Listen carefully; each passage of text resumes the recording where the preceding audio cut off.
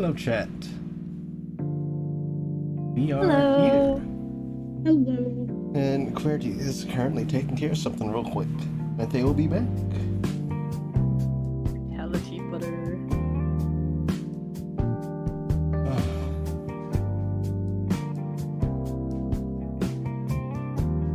Also, for those of you that were around for last night, I hope you enjoyed. We knew what we were doing the entire time. It wasn't even really that scary, to be honest.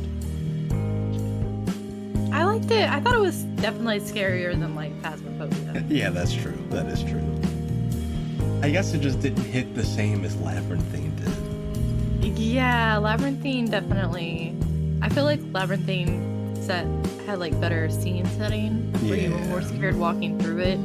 Where like the most I got scared last night was with jump scares. Labyrinthine also had glow sticks, and that was a lot of fun. That's true. That honestly made it top tier. I feel like any horror game we play on a horror night now, it's just not going to feel the same without the glow sticks. That's true. If we don't have anything to throw at each other, what are we doing? Right. And how are we supposed to find our way through that house? You could play that one game that takes place in like the Egyptian tombs. You get glow sticks there. I don't remember off the top of my head. It might be by the same creators. I know we are also planning on playing Escape the Backrooms at some point. Yes, I'm excited for that one. I think that might be our next one. That would be fun. Let me send this. I'm just gonna add QWERTY to make sure they know we're unmute. Wookie wookie. We're unmuted. Good. I just said let me message and make sure that they know we're unmuted. Dang it, now I can't say all of my offensive things. But yes. Hello, chat. You may notice that Mako isn't here. Mako's got some stuff going on. We killed him. Wrapped him. Oh. Ate him. True villains fashion. Yummy. That would be very villainous of us. A little bit of cannibalism never hurt anyone. Mm-hmm. The question is, what did they taste like? Jerky. Like the hot We dog? took all the time to dry him out too. Dead for weeks. Ignore the fact that he was playing with us last night. That was pre-recorded. Real. Hello, everyone. Yes, hope everyone's doing well. Hope everyone's had a good Saturday. Yeah, alright. Mine's mostly been uneventful for the most part. Yeah, I just got some doggos. Ate some food that made stummy hurt, but you know. I had mild panic is. earlier when our internet went out. But no. come to find out that it was because when someone was sleeping, they knocked our router out of the wall. So if I hadn't gone to check, I wouldn't have known. Yeah, I really want to see the D&D movie. I will see it at some point. It is very good. I believe in you. Maybe I'll see it next week. We'll see. I know I have a full work week next week. Maybe I can go after therapy on Tuesday. I don't know. That'd be a good follow-up to therapy, honestly. Yeah. Definitely. You experienced the trauma, you can relay the trauma. Hey guys, come on. So yeah, disclaimer for chat. I am currently dog sitting, and there are two dogs that love to roughhouse with each other. So you may hear them. I promise you that they are not hurting each other. They are fine, and it's what they do. They're rough lads. Yeah. Rough. Housing. With a UFF. Exactly. Puppy fun. And they will probably definitely make themselves known at some point during the night. So. There Yeah. they are. they chose an L. Yeah. You called? Which one was that? Is it me? I think that was Dakota. Not Dakota. They're in the next room over, so I can't directly see them. I still have scratches from Dakota. I have bruises all over my arm. He's a big boy. He wants to play. And then other disclaimer before we start, though tonight should be pretty chill, shouldn't be a thing, but kind of just do this at the start of every villains thing. This is probably a bit darker than our other campaigns that we do. Obviously, yeah, we'll never go into the realm of like SA or bigotry or anything like that, but if at any point you are uncomfortable, please put your own safety and mindset as a priority. So Do what's comfortable for you. yeah.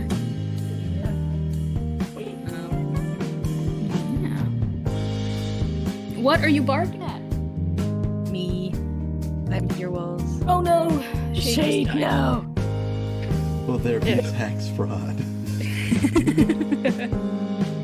Yes. Maybe. Taxes don't exist, so by definition, I'm pretty sure it's constant. We're going to invent taxes. No, Just the just most so that- evil Tax fraud. thing you could have done. Just so we can be Tax. fraudulent. Just yeah, like the rich. you tell him. Alright. Well, I think I'm good and ready if you all are. Alrighty, I will see if the dogs. Yep. I was gonna say see if those. Nope. see if they'll settle down for a little bit, but the American health system. just Yeah, want pretty attention. much. Sometimes Dakota just does this thing where he'll stand next to one of the other dogs and just bark at them, and I think that's what's happening now. And the Oh. other one will just not react at all. It's like, pay attention to me. I know this is a villains campaign, but let's calm down. Exactly. We may be villains, but we have standards. Precisely. We're villains, but we're ethical, kind of. Kinda. get over there. Looks at Tortle from last session. Ooh. Oops. Very ethical. Don't worry about it. He was gonna Nobody die anyway, knows. It's fine. It's fine. He's just dead. As far as He was, everyone knows, he it was was getting an up there in accident. It years. was just a little boating accident. That's There's a bug on my wall. murder. No, leave it alone. It's a spy cam. Stop breaking my toys. Alright, you guys gonna go lay down? Go eat your dinner? Bug eradicated. Bad.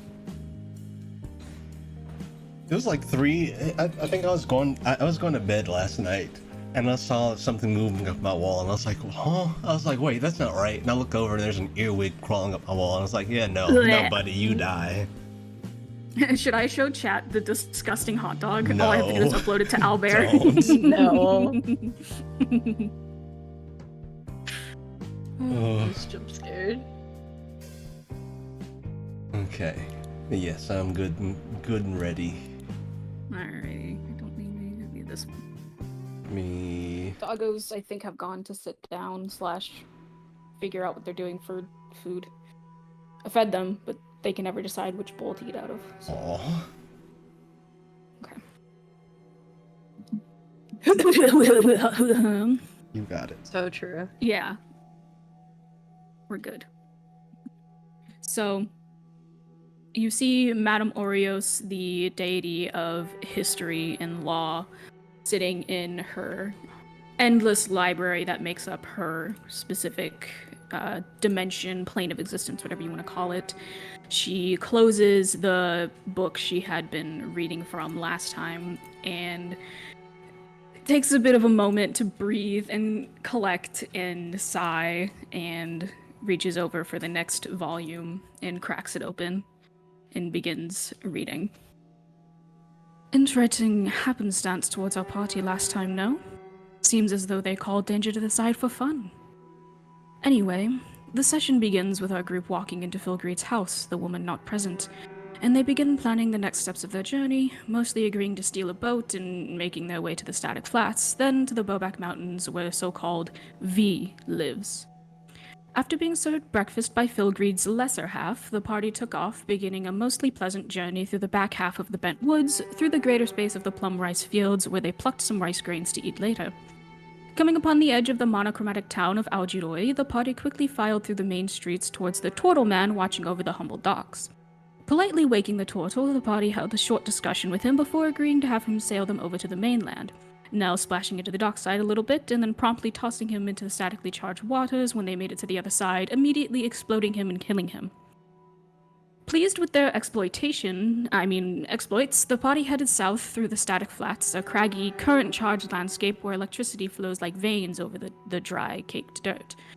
Though most of the journey was uneventful, Tafris and Nell did have an unfortunate encounter with each other, exchanging the massive buildup of static electricity and striking each other with a lightning-like energy. Continuing on from the magically natural disasters, the party soon found V's cave, a winding, deep system of dark rock and dull torches. Along the way, they spotted 2 massive skulls, later learning them to be V's parents. Meeting the small girl, the party introduced themselves and were given a brief overview of the grounds, including a warning not to venture too deep unprepared or get lost within the caves. After agreeing to help V arrange a gift for her parents' anniversary, Romulus decided to finally introduce the party to their new pet, the jaded hyena they received from Filgreed. Upon releasing the captive animal, it bolted immediately into the cave system, and the party followed soon after. A brief chase led the party into combat with large, bat-like creatures, aforementioned by V, as the hyena began to run back the way it came. Nearing the end of combat, one member of the party, who shall remain anonymous, released a powerful, earth-shaking spell, wrenching the stone from the cave system, effectively causing a cave-in that took care of the bat problem and almost the entire party with it.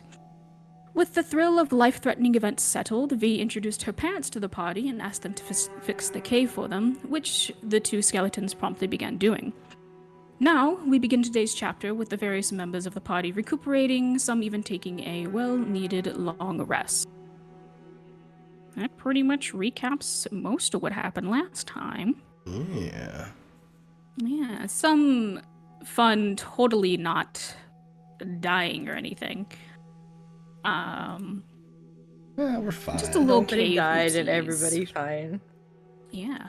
A couple details that I forgot to put in the recap that I will just remind the party / chat of at the moment. V is pretty overtly, pretty obviously a vampire child. Other than that, you don't know too much about her. She appears human-ish, aside from these kind of, fanged teeth and red glowing eyes that usually identify Dampier and some other low-level vampires. But yeah, the session picks up with you all completing your long rest. Deep in the caves, it's kind of hard to tell exactly what time it is, but as you wake up, the 2 kind of ginormous skeletons that have been working on repairing the cave have kind of settled back against the wall, only their skulls sticking out from the dirt where they have kind of nestled in. Tafris seems to be deeply sleeping, perhaps recuperating a little bit more or doing something else within his own dreams that, has just kind of left him a little bit more tired than the rest of you. Okay. Romulus, having probably slept, since he only needs 4 hours to sleep, he'd probably have been up for a bit, just kind of sitting about waiting. Cool. So you currently have plans to make your way. I believe you guys agreed to head to the capital of Arashiyoi to explore the town and find a gift to give to V, to give to her parents for their quote-unquote anniversary. No other real details were given outside of that. But yeah, unless you guys have anything else to do, that is where we will pick up. You guys kind of waking up and starting to figure out your next plans, I guess. Dakota, what are you working at? So, 2 of you, let's say we go scope out this capital. Sounds like an interesting time to me. Sound good to you, Guaya? Yeah, I'd rather some time away from the cave for now. You and me both. My bones still aren't faring too well. Well, let's get going then.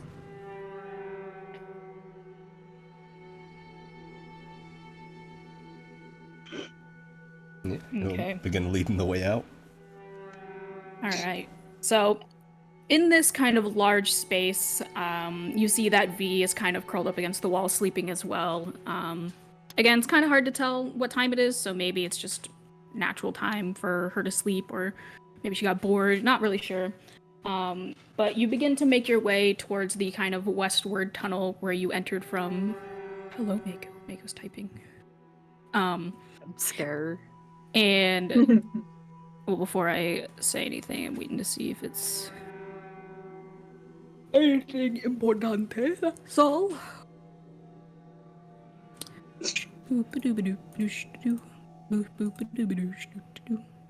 Gives Rami a little massage.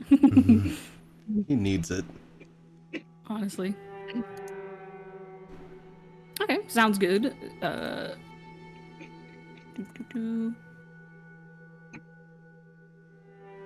Alright, so as you guys are heading kind of out the westward neck of the cave where you entered from, you get this kind of chill down your spine, and it's not quite a feeling of divinity, which a couple of you may or may not have had encounters with a divine entity.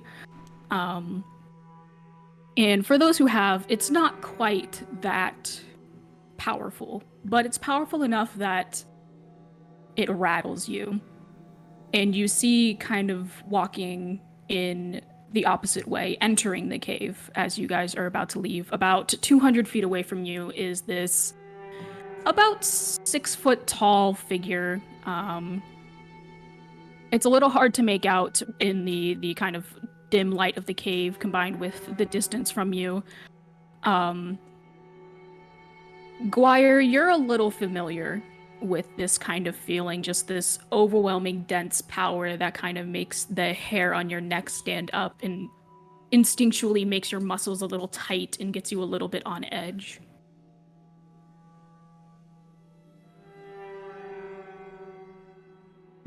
Hello there?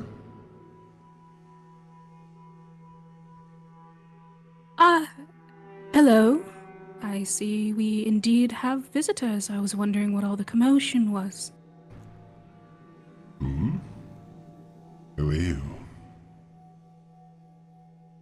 You may call me Decasia.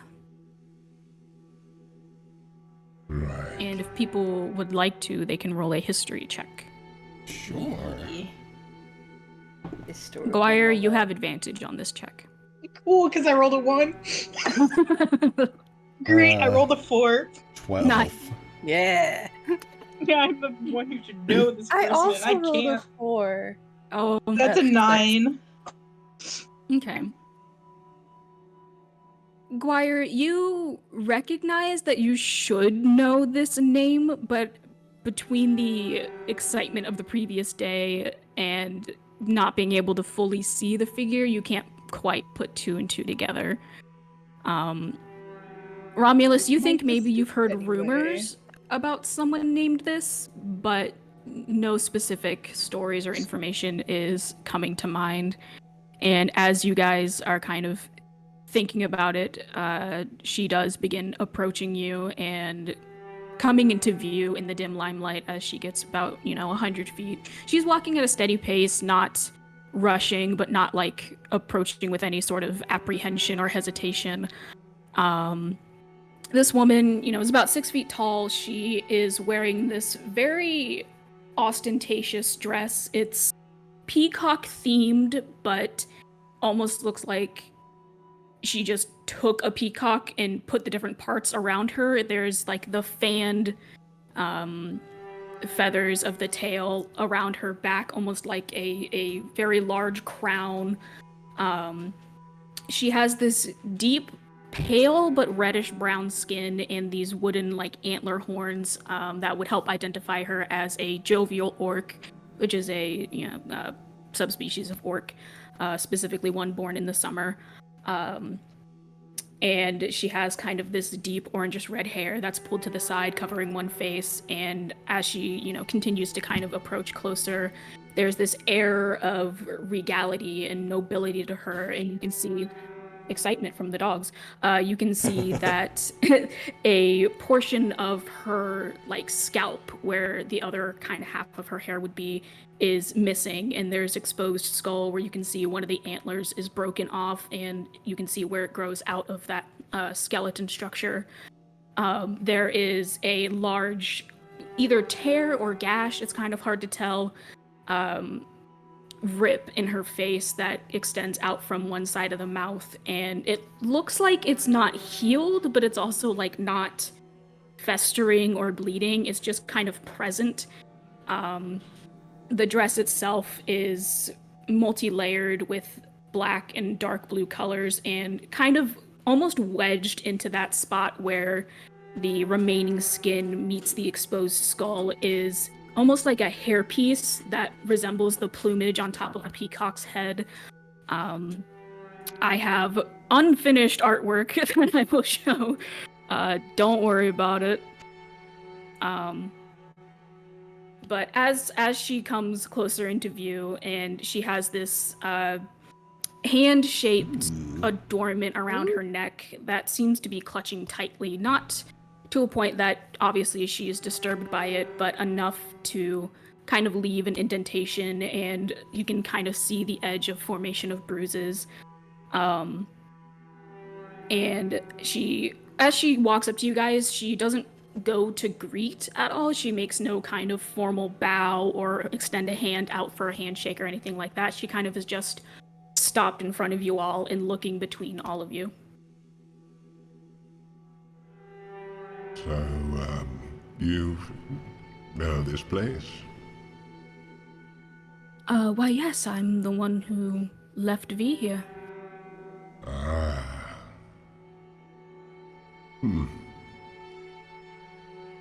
Interesting.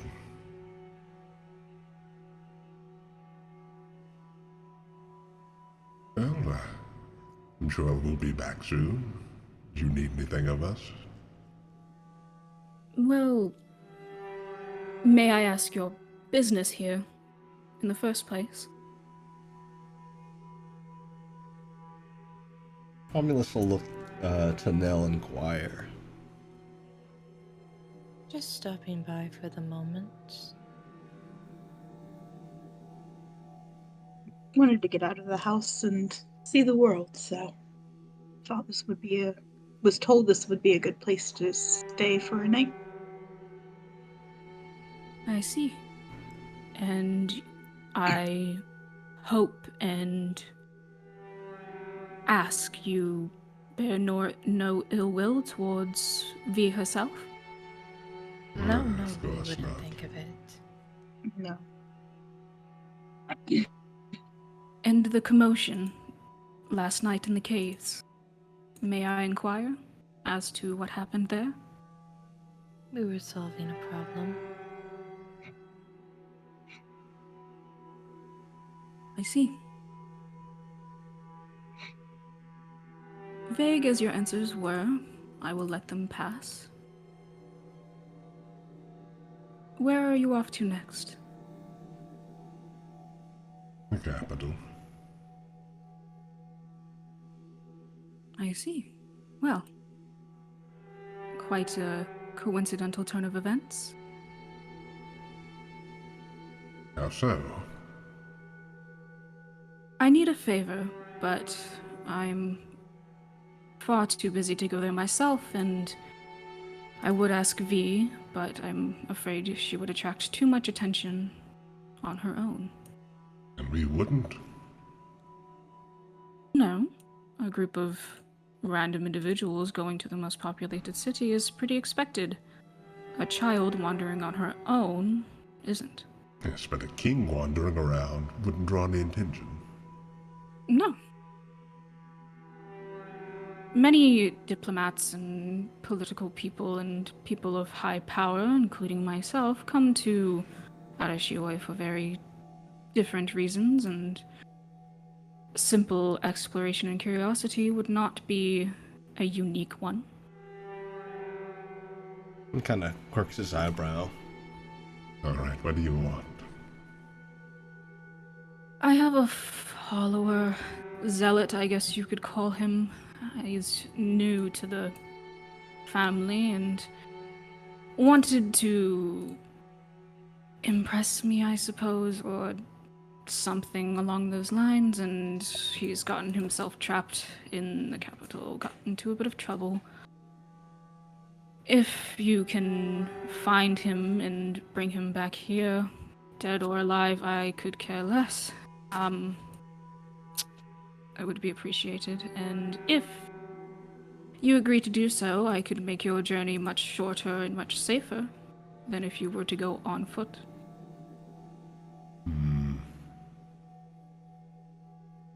And you said dead or alive? Dead or alive. Deal. Easy enough. Shouldn't be a problem. Good. Do we Though know I'm whereabouts amused you they thought might you had a be? choice.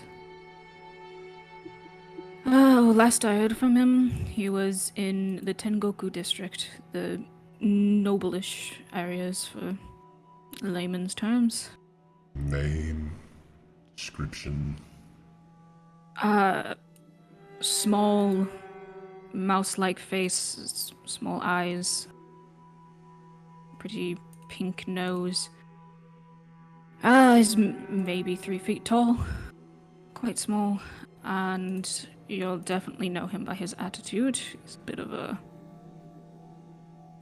vibrant, self-confident one, and his name is... Searching my notes. His name is Arubet. No last name. All right.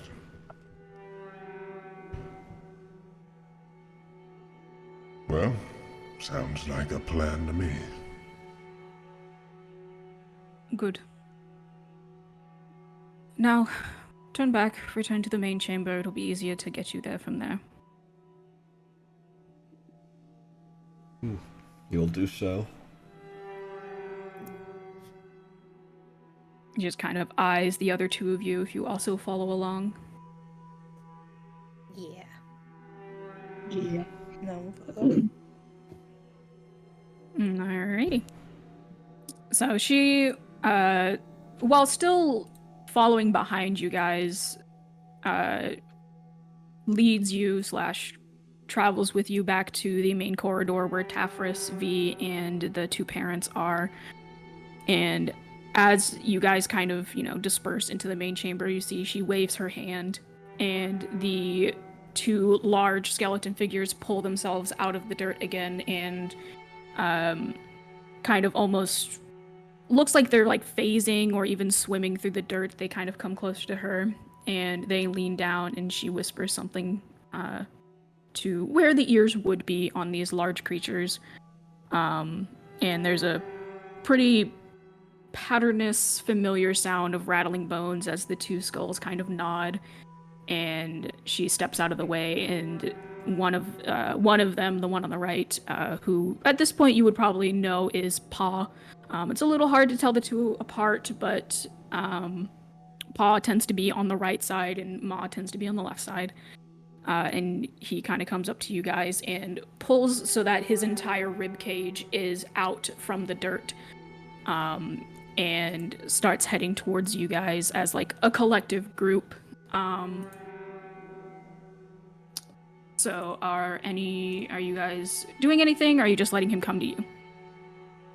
Romulus, other than having a firm grip on his scepter, he's just waiting, observing.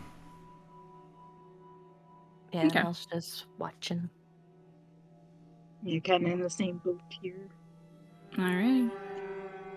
So he approaches you all. He stops probably about a good 10 or 15 feet away, and kind of reaches his arms out and waves them for you to come closer. And after he does that, not really waiting to see if you respond in any way, he reaches down and grabs onto the lower, like 6 or so ribs, however many he can fit in his hand, and slowly starts pulling them apart with this resistance to them. They never break, but they kind of just stretch outwards. And as he does this, he waits for you all to move into his chest. And Decasia, from where she is standing, kind of off to the side, checking on V a little bit. They're having some little quiet conversation. They will be able to take you through the ground safely and drop you off in the sewers below the city, so you do not have to take such a long journey. All right. I will warn, it can be a bit dangerous, so the choice is still yours if you'd rather take the journey on foot. Why exert ourselves before we get to the real good? We'll take it.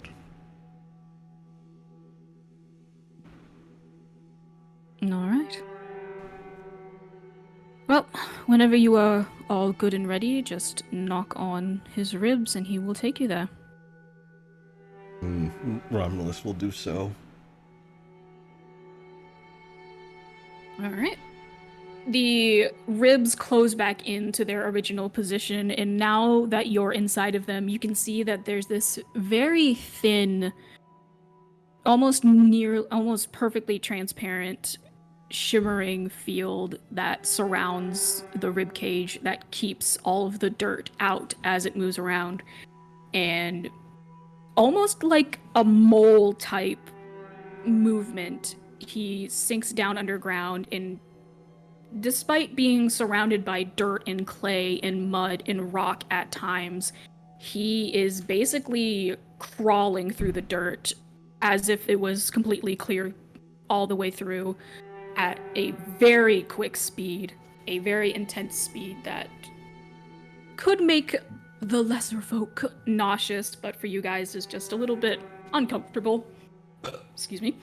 That's the nausea. And yeah, it's the nausea.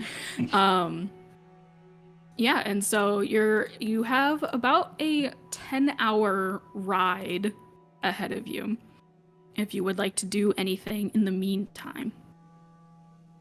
I don't think so. Romulus is probably just chilling. All right. Yeah, Nell doesn't really do anything. Watching the dirt. Yeah. All right. It's nice dirt. So, watching the dirt and kind of the surrounding as you're traveling, you do notice that it's not too frequent, but every 30 or so minutes, there is a bit of a wavering to the force field, for lack of a better term, around his rib cage. And every now and then, a little bit of that dirt kind of trickles in and rains in. And you start thinking maybe he's going at such a speed, A, to get you there faster, and B, because there is some sort of durability to the force field around, and just kind of have to hope it holds up. Yeah. Just kind of hope for the best. The earth knows what's best. It's fine. The earth will protect us, bro. Protect us, bro. Mother We just gotta trust her, you know?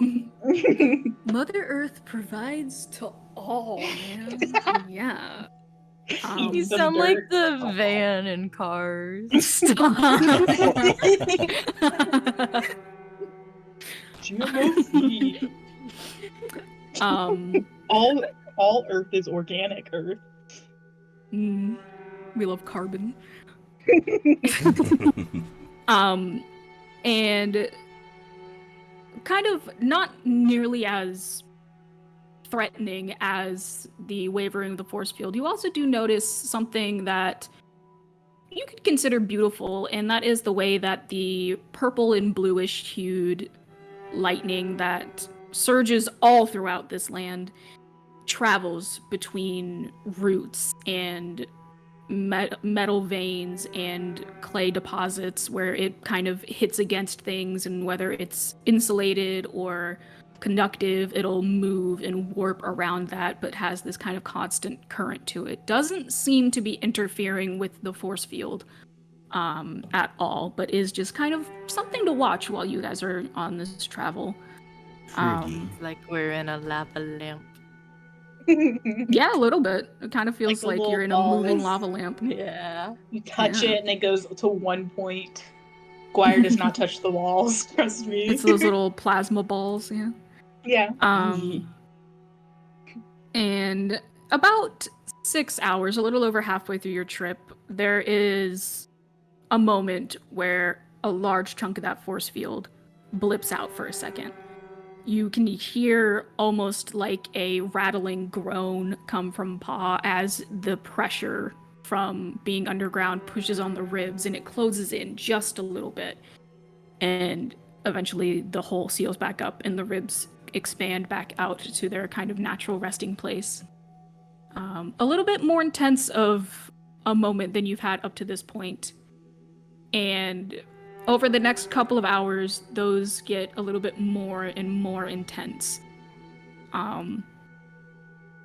About 9 hours into your journey, you can, though he doesn't have lungs or anything of that capacity, you can hear a rhythmic rattling that you can kind of acquaint to panting, as Paw, for, having no other name to refer to him as, is seemingly running out of stamina and is making his way on the last leg of this journey. And there is a large hole that opens up and dirt and rock begins piling into the chamber that you are in. And I need everybody to make Constitution saving throws, please. My favorite. Oh, no. Yay. So that's a 5. Okay. 22. Okay. Not 20 for 24. All right. I gotta roll for Paw. Gotta get to my dice. Ouch. You're just gonna kill Romulus one way or another. It's gonna get you. This is my rant. Return to Mother Earth. So Come everyone, you're able to kind of react quickly, having kind of seen this pattern build up over time, and you're able to react quick enough that you're able to kind of brace yourself, and you're also able to start shoveling the dirt back out as the force field begins to repair itself. Paw makes some kind of pained sound and reaches his hand in and also starts shoveling out the dirt before kind of bracing his ribs against any more incoming debris. Romulus, you're trying to help, but the hole opens right next to where you were, and a significantly large deposit of dirt and rock and iron flies in as the hole initially opens up and just knocks you right upside the head, and you fall completely unconscious. Nice. You also take 20 points of bludgeoning damage, and you are knocked cold. Romulus, look out. Oh no.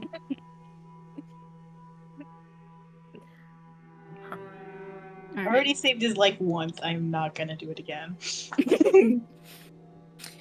So, assuming you guys kind of just let Romulus, quote unquote, sleep it off, the last hour or so of your trip is uneventful. There's a couple other little scares, but nothing near as significant as that one event. And you guys are hit with the pungent smell of stale water, mold, and whatever weird life is down here in the very, I don't want to say primitive, but very bare bones sewer system that runs under here. The ceilings are maybe 8 or so feet high. There is like a 3-foot wide trough that running water is going through, and it's mostly just dirt and a little bit of stone on the walkways to keep them from eroding away. There appears to be a few people around that look a little worse for wear. They're wearing very tattered clothing and appear to be working or sleeping in the mine. Not the mines, wow. The sewer. I was looking at my notes. So the people who are working appear to be, cleaning the walls. Some are like scraping off moss and other vegetation to keep the waterways clear and stuff like that. Obviously not the highlight of the main city, which by this point you either would have heard or been told or already know that it is called Saisho. And as you guys kind of fully emerge, for the first time, Pa pulls his full body out of the dirt and actually has to be basically like all fours on the ground to let you guys out of his ribcage with the way the walkways are contained and how small the tunnel is. And you're able to see he is quite big. His legs seem a bit disproportionately long to the rest of his already large, giant-sized body.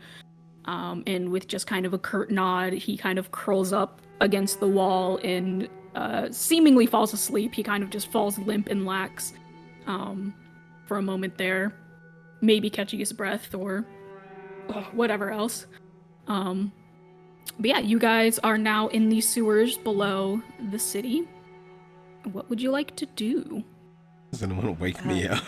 Yeah, Nell's gonna go over to. Now we're leaving you. Nell's gonna go over to Romulus and just kneel down. And, oh, you should probably wake up now. I'm not carrying you. And cast Healing Word. What the fuck? Get the fuck off. Flat. That is 9 points of healing for you. Okay. So you heal 9 points, but you're still unconscious. You see him kind of twitch. Hit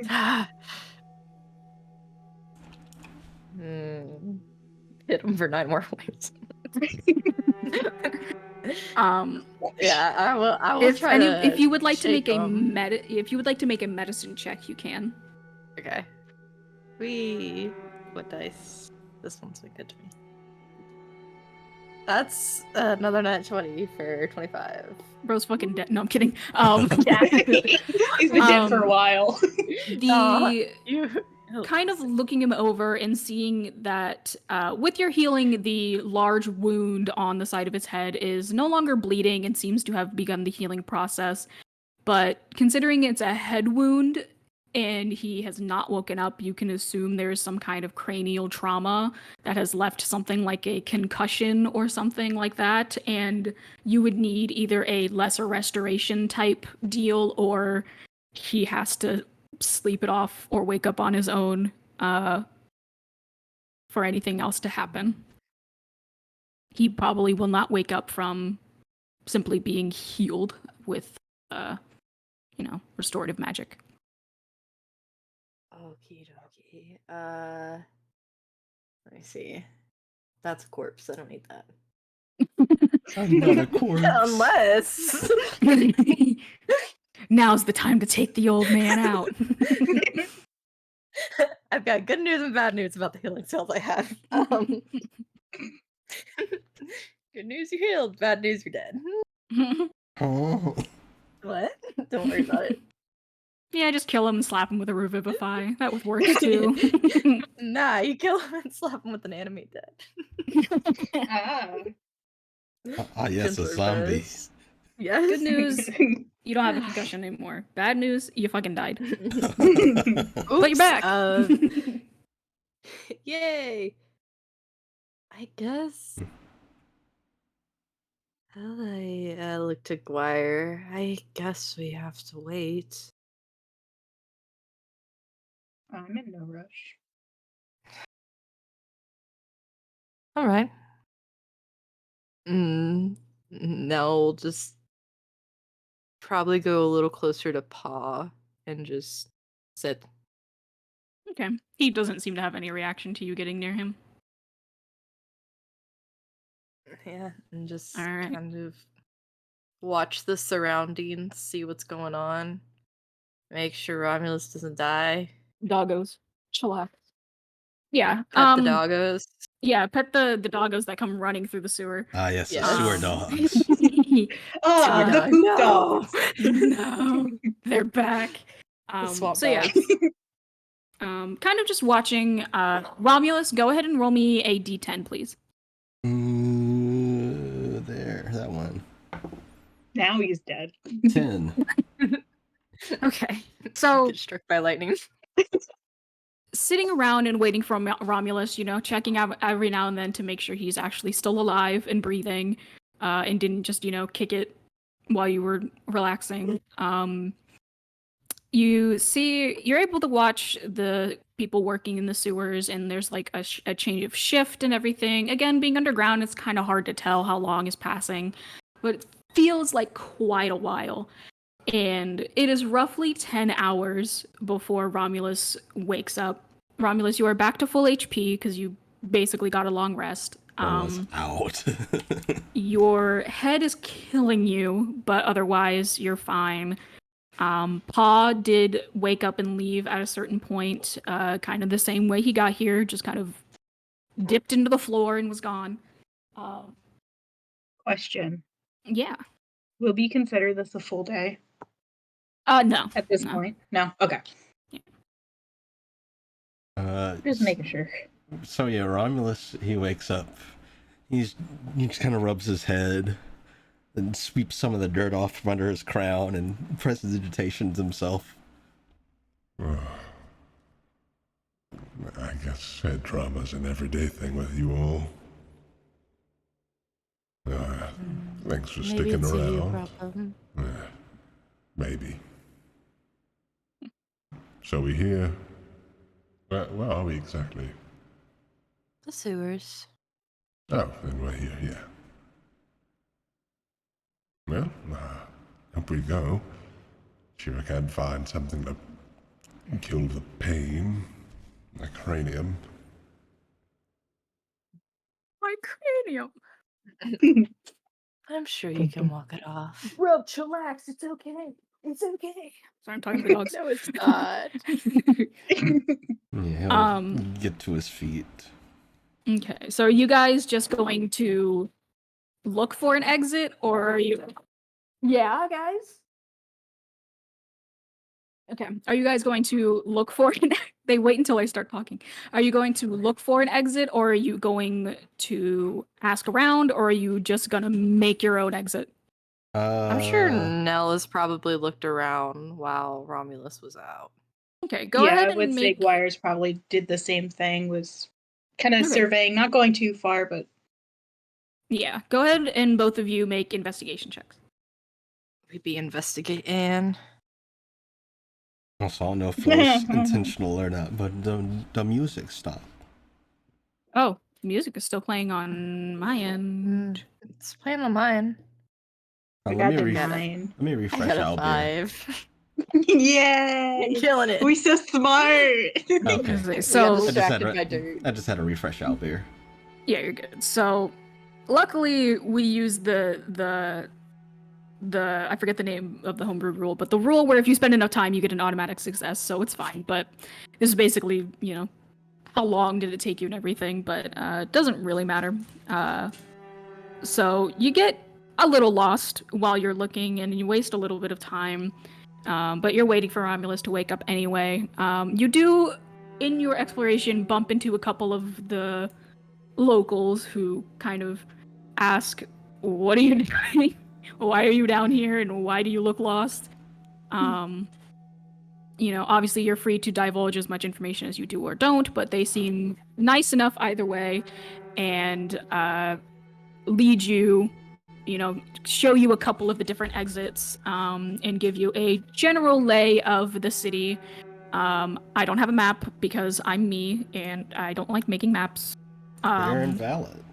But the general layout of the city is that there are 4 districts that, while it's not circular, but it's kind of structured concentrically, to where the outermost, there's the outermost one, and then it goes in and in and in until the centermost one, which is... those are not on my printed notes, those are on my current notes. Yeah? Bless you. You guys have to do it in this room, don't you? There's like 8 rooms in this house, and you have to do it right behind me. Yes. Good for you, honestly. But anyway, so you are kind of given the general description of the structure of the town, as well as a bunch of different exits and stuff. There is the Tengoku district, which is where you were told that Aribet recently was, and that is basically the noble district. It is on kind of a raised portion, the centermost part of the city. It is not necessarily well guarded, but it is the only place in town where the noble guards are, which are a little bit more specially trained to protect the lord and lady that live there. It also has boop boop boop boop. Sorry, I have 2 different places with notes for this. There's also the town's museum. It doesn't have like a proper name or anything. It just is, there's a museum there. There's a couple temples and altars as well. And then you were told about the Hanabi district, which is basically the festival district. This is where a lot of your food and clothing stores are. There's large parks and playground type stuff. There's some sparring grounds. There's sports fields and stuff like that. A lot of religious festivals and other parties and stuff are held there. There is also a branch of the Libraria Arborea Archaea, which is a pretty newly founded organization in this time period. Also in the Hanabi district is the Kanushi, which is basically like the head priest of the city. And then the outermost part is the Tetsu district, which is just the labor mills and labor areas. Also there is I know what I'm doing. No, I don't. Yeah, I do. Oh, okay. There's also luxury shops there where it kind of meets the domestic district, which is kind of nestled around the base of the Tengoku noble area. The 2 kind of most standout shops that are there, along with having community food houses and a couple free inns and some cheap bathhouses and stuff like that, is a place that was simply called the Skull Shop, and you were not given any more information. You were just told that it was there, as well as the Photo Life Shop, which again you weren't given too much description on that. And then the last district, which is the kind of domestic district, it's where a lot of the commoners live and stuff like that, is the Chinatsu district, which is just where a lot of houses and things like that are. Let's see if there was anything else. Which, again, I'll go over all of this again. I'm just kind of sharing it all now, getting it all out there. Yeah, there's a lot of large family homes where either one large or 2 or multiple smaller families will all live together kind of communally. And there are like individual small shack-like houses. And the Neruban, which is kind of the highest esteemed inn, is located there as well. And then there's a couple other places as well, but you'll kind of have to find those as you go around.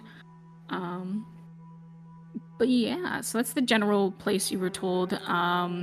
There is several different exits to all of these different districts around. The only place that the sewers is not directly connected to is the Tengoku district, where obviously the nobles and stuff live, so nobody can quote-unquote infiltrate. So you could go to any of the other 3 districts.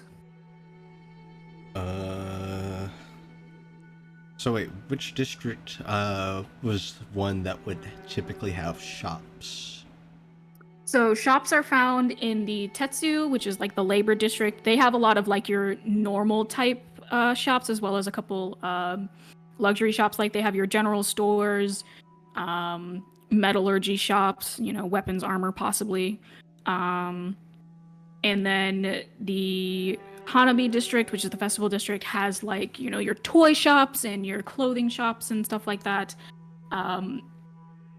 And then the 2 luxury shops were also in the Tetsu district, and I think that's most of them. Okay, yeah, we'll go to the Tetsu district. He's looking for a general store for painkillers.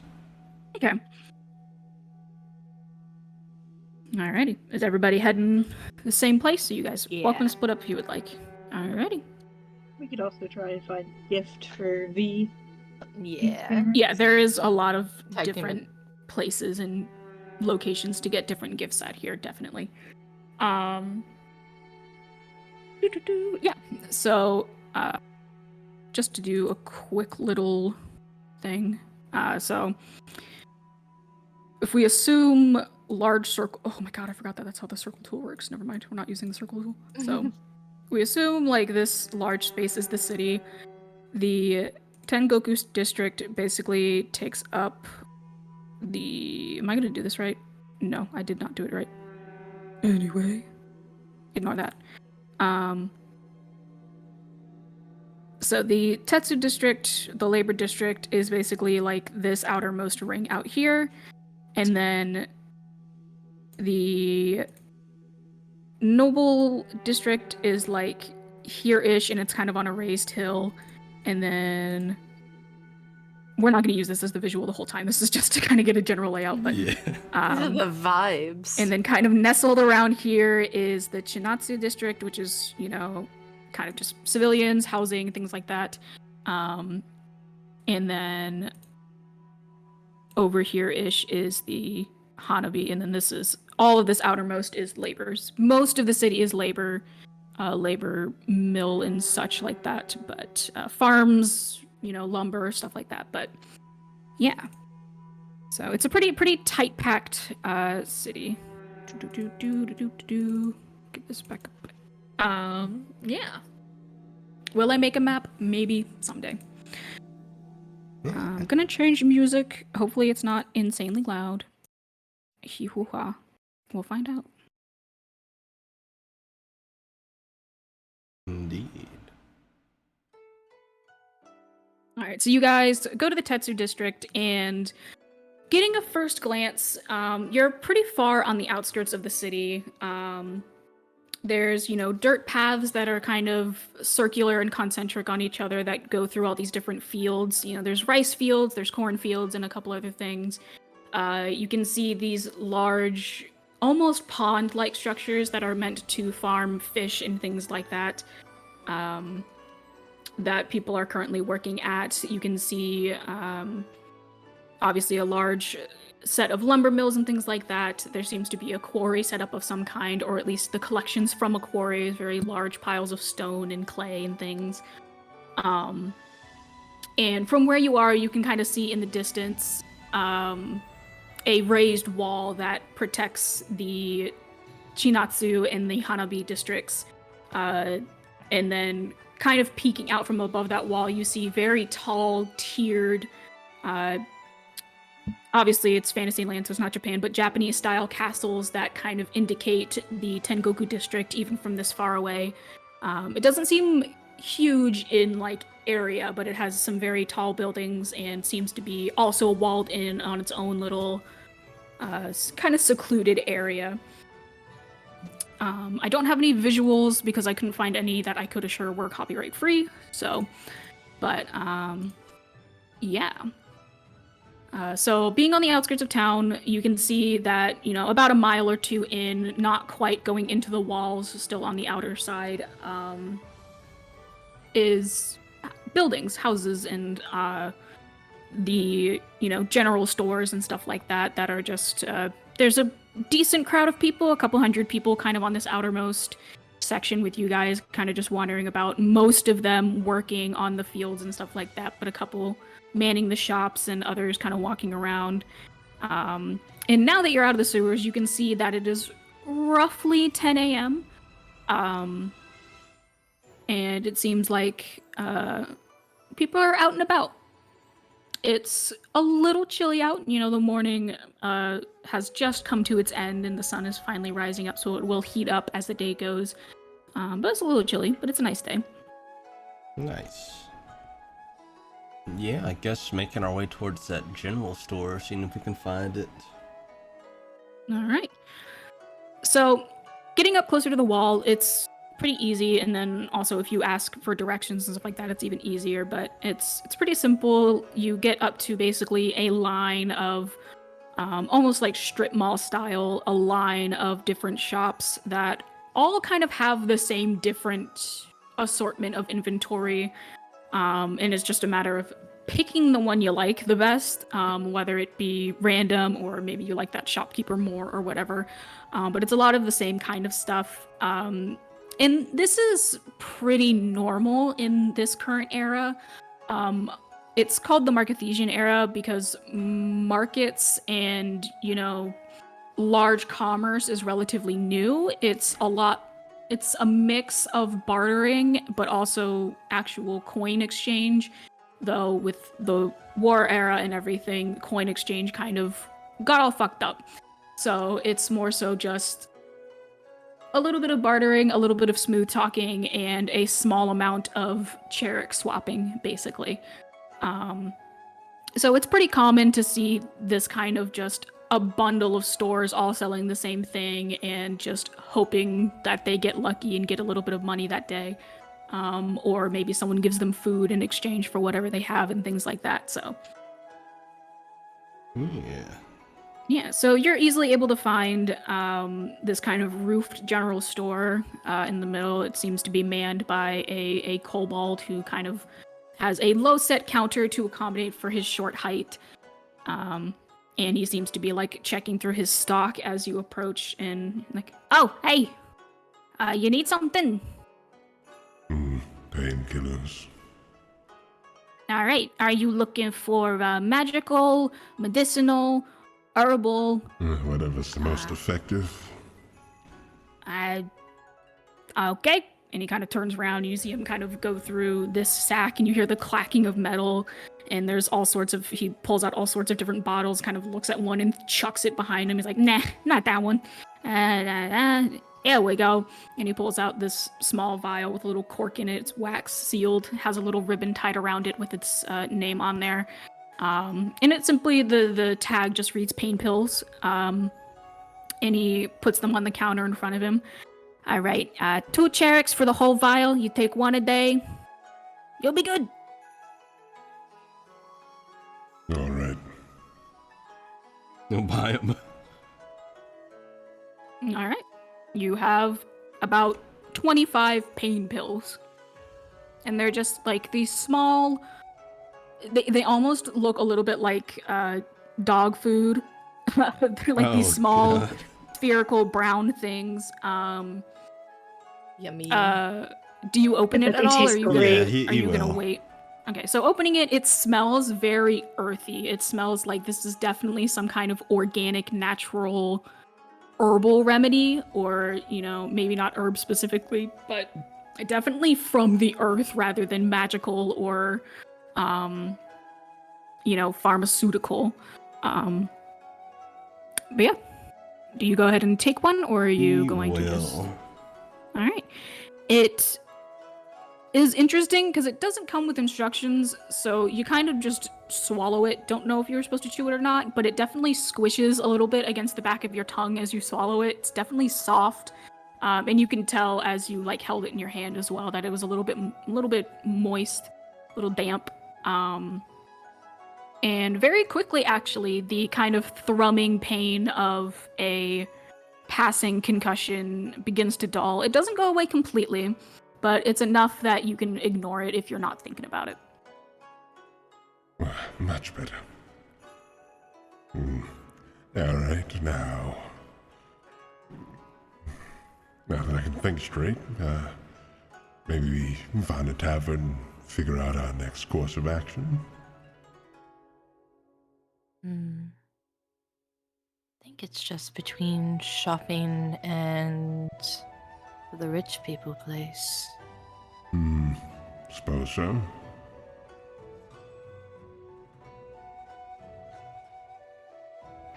Which do we want to tackle first? Wonder if there's anyone notable around. This is the capital, after all. And I'm sure we can find someone. Just need to know who to be aware of is all.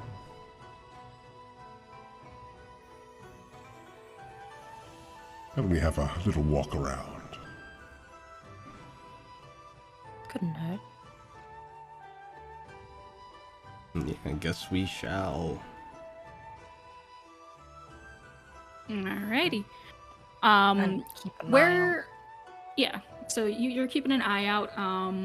Whereabouts are you heading? Are you just kind of wandering until you see something interesting? Are you heading towards something specific, or are you specifically looking for people of interest? I guess looking for people of interest, people that would stand out, like people who don't just like everyday folk. Okay. Passive perceptions. Let's do that first. 15. Okay, you all have the same passive perception. So, and you're welcome to make an investigation check if you would also like to make an investigation check. But just using your passives and stuff, kind of staying in the Tetsu district and just walking around, there's a couple of people that seem to be, in charge of the different jobs and tasks and things like that. They seem to be dressed a little bit nicer. They have like silken kimonos and things on rather than, workers' clothes, linen shirts and things like that. But not necessarily like stand out to the point of like that person could do some damage if we got on their bad side or anything. Did you make a check? Yeah, I got 19. Okay. I got 24. Okay.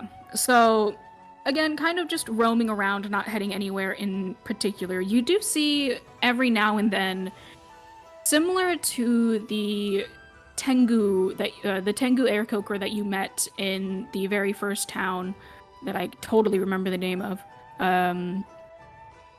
But that was a very particular garb that they were wearing, and most eye-catching was the kind of weapon they were using. You see people that are members of the Honetachi, the bone folk, in layman's terms, in rough translation. They have the kind of tan-colored robes and layered outfit, and the kind of rough-looking bone weaponry. Some of them have swords, some of them have spears, a couple of them have these carved bows. And it doesn't look like they're necessarily on patrol, but you do see about a dozen of them kind of just wandering around. Probably they live here, and are just kind of making their rounds. And not in the sense of like they're a authority figure, but you would know, especially after your encounters with Shoya, the Tengu, that they have the strength to kind of take on their own form of judgment and justice if they were to. They are very specifically trained to kind of act of their own volition when they want to. And so not necessarily like, oh, if we do something bad, we're going to get arrested, but just like if you do something that they deem incorrect, they could act out against you. So to kind of keep that in mind. Okay. Yeah, I guess after a bit of wandering, Romulus will turn to the other two. What do you say we get finding this fellow out of the way first? That way we don't have anything to worry about, and we can have our fun. Sounds good to me.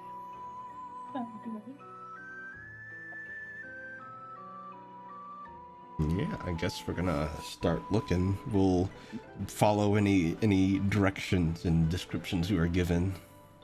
Okay. Yeah, and then Shade, you got like a 24 for your investigation, right? Yeah. So if you guys had also been talking to people as you were wandering rather than just keeping an eye out, which I would kind of assume you were anyway. Checking all my notes. Guire, you would have learned from different people that the kind of most important people in this entire city, on top of the quote unquote head priestess of the Hanabi district, are the lord and lady of the capital. And while capital is a loose term in this era because they really don't have influence on anywhere outside of this city itself, they do successfully and efficiently run the largest city in Arashioi, and thus it is considered the capital, and so they are very important figureheads in Arashioi, not necessarily town by town, but specifically for this town, they are very important. And that's Lord Bastion and Lady Yuko Furukawa. And they live up in the Tengoku district in one of the large castles. Yeah, so you do know of their existence, and they have a reputation for being pretty stern, pretty strict, and pretty, what they say goes. Which it's been effective for fostering the city after the war era and everything, but maybe be careful around them. Yeah. But, so following your signs and stuff to get further into the city, the closest place from where you are now would probably be the Hanabi district. You're probably on, the southeastern side, considering where you came from, V's cave and everything. So you're probably on the southeastern side, so it would be the quickest to get to the Hanabi district, which is inside the walls. And as you kind of follow the signs, as well as just, it's very easy to see, oh, there's a wall, go towards it. And so you go to one of the kind of gate openings in the wall, and not really guards, but one of the Honetachi seem to be kind of just lingering around the wall, watching for disturbances and things like that. And you head towards the gate, and they just kind of nod in regard and let you guys pass through. And there is a significant shift in atmosphere as you simply cross through this, maybe 15-foot wide wall that surrounds the Hanabi and other interior districts. And walking through, the dirt path changes into very specifically, very carefully laid stonework that is shaped like flowers and vegetation, like a mosaic kind of that adorns the ground here.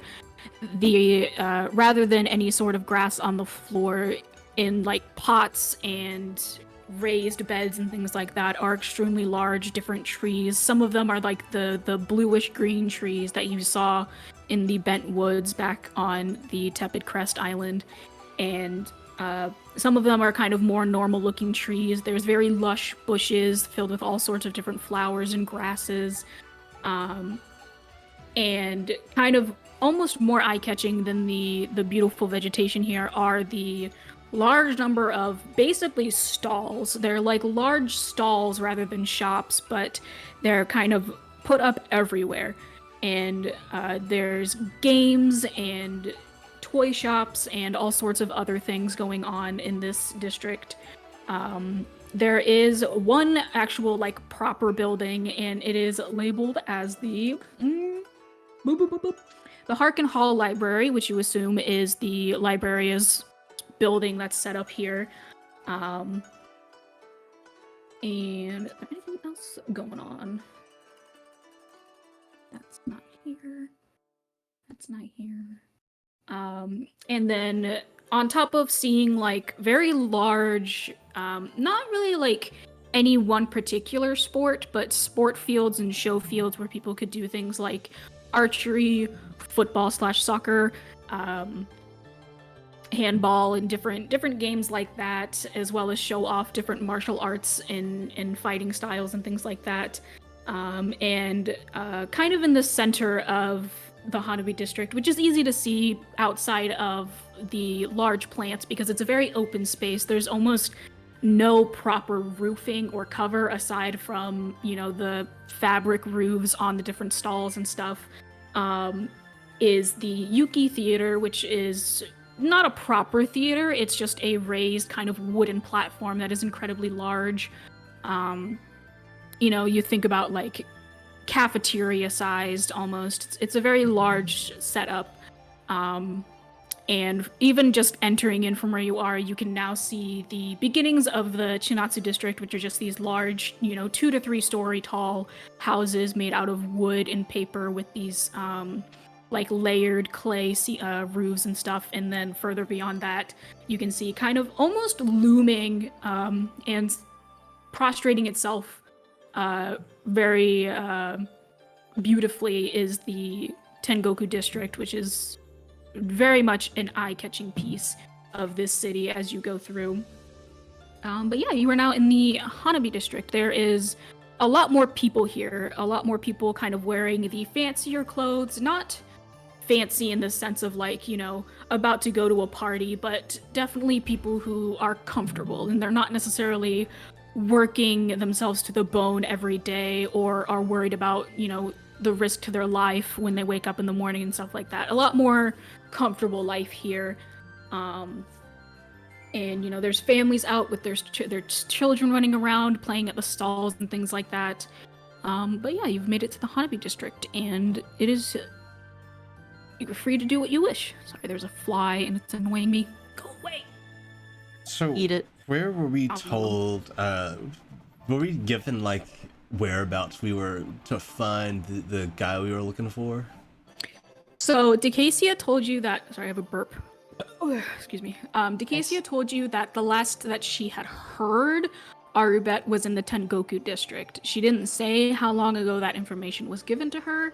She didn't give anything else, any other information regarding that. That's just the last time she heard he was there. I guess we'll head that way. All right. So, kind of cutting through, you have to kind of ignore / avoid the call of the different vendors and handlers here. It's not like to the point of like the sample people at Costco or whatever, where like every time they see you, they're like, hey, but it is very much like every single one you pass. It's like, oh, hey, come over here and try out my game. You could win a prize, blah, blah, blah, blah, blah. And so you kind of just cut through. There's a lot of noise happening from somewhere you can't really identify where. Music is playing, and things like that. There's definitely a very happy and festive vibe to this district. And you continue on through, kind of taking in the sights as you go. For those who are a little bit more of the romantic type, it is quite beautiful and soothing. And for those a little bit more goal-oriented, it is just an obstacle to get through. And you break through the far wall of the Hanabi district into the Chinatsu district. And kind of again, abruptly, there is a mood shift. And though there's no walls to go through between these two districts, there is, a threshold where the beautifully inlaid stone cuts back to dirt floor, and the music begins to fade out as you take step after step into the commoners district, the place where everybody ends up going at the end of the day. And it's very quiet. You can probably hear someone strumming some string instrument slowly, languidly in the distance, just for a little bit of background noise. There's a couple kids that seem to be playing dice or something like that. And a little bit more of the kind of typical commoners' clothes, very dull beige colors. A couple of the houses look a little beat up and dirty, a little messed up. Not too many people here. There are a couple of people, kind of out and about, a couple people walking their kids to and from different places. And there does seem to be a couple more of the kind of Honetachi people that are just keeping that kind of eagle eye out for different things happening. And as you're going through, you do see a, small group of people that look, I guess perturbed is the best word for it. A little bit of concern and a lot of that kind of devious hunger for gossip as this little group of 5 or so people, it's kind of gathered outside one of the houses and just kind of talking hushed with their hands covering their mouths. Romulus is gonna look at one of them and cast Detect Thoughts. Okay, are you just getting surface thoughts, or are you getting, are you gonna go deeper? I'll go deeper. Okay, it's a wisdom save? Let me check. Yes, Wisdom save, DC 16. Oops. Smack my dice tray. Okay, yeah, that's a 10. So going in deeper, you basically get the vibes of, I can't believe they'd put that up there. That's, there's children around here. Why would they do that? Like, are they teaching us a lesson? What did we do? And I wonder what he did to have that happen to him. I hope it's horrifying almost. Interesting. Romulus he'll relay what he heard to the other two. What do you make of it? Sounds like our friend's been more than just caught. Seems like it. Are they all looking in like a certain direction? Are they looking at people coming from a certain direction? They seem to be looking at each other. They don't. It seems like whatever they're talking about isn't in the immediate area. It's probably nearby, but it's not currently within eyeshot. Romulus will approach. Ambulance? Something going on outside. Couldn't help but We were over here. What's going on? I assume you guys are visitors then, not locals. Yeah. And you can see the woman specifically you're talking to, as well as kind of a couple of the others in the group, seem a little bit shaken. Now that you're closer up, they seem not like startled and ready to run, but just a little bit apprehensive and kind of like if they make they're very scared to make the wrong move or say the wrong thing.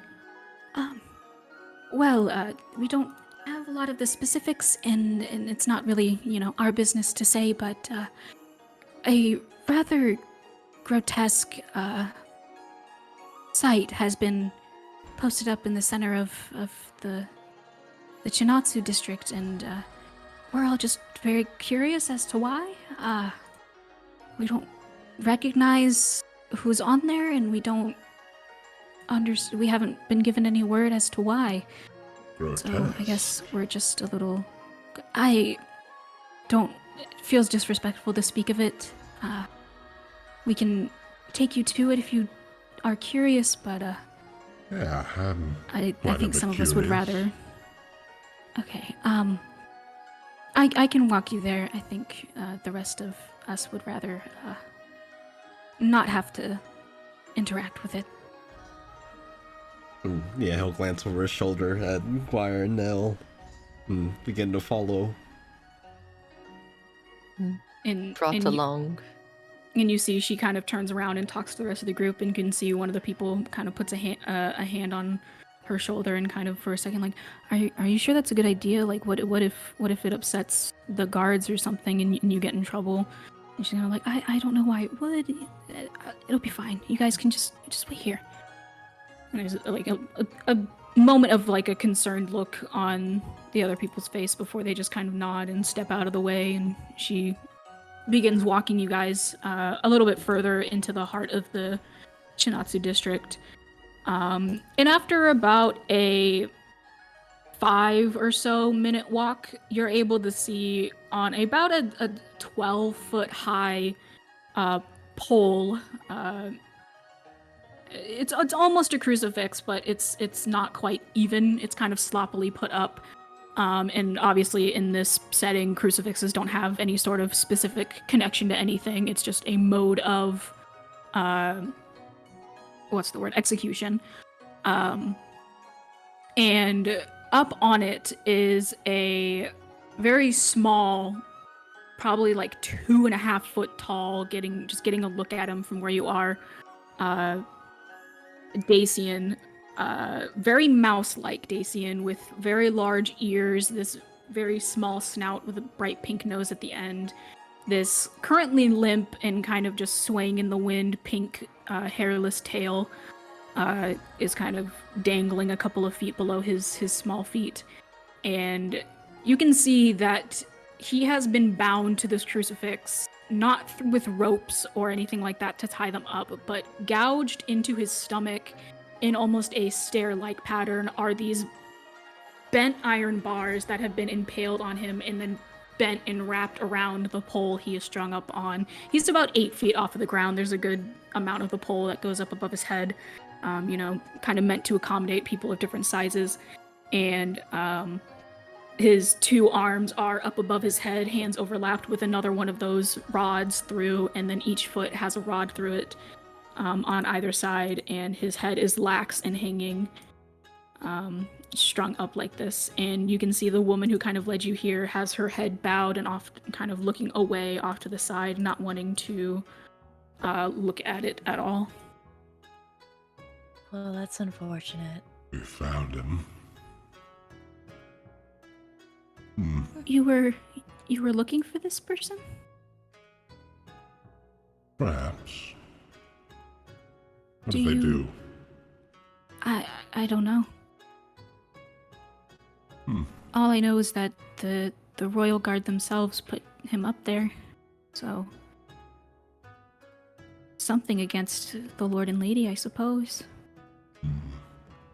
Anyone higher up the chain around? Perhaps a captain? I don't really think there's a captain. I'm pretty sure they answer directly to the Lord and Lady, but I think it was the Honatachi who specifically brought him in, and the Lord and Lady decided to have him executed, so they might have more information. But I think I'm gonna head back now if you all are all set here. Right. You can take it from here. Thank you.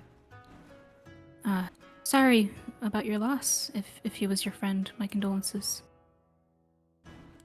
And she kind of just nods curtly and starts walking back. Oh, good thing we could bring him in dead.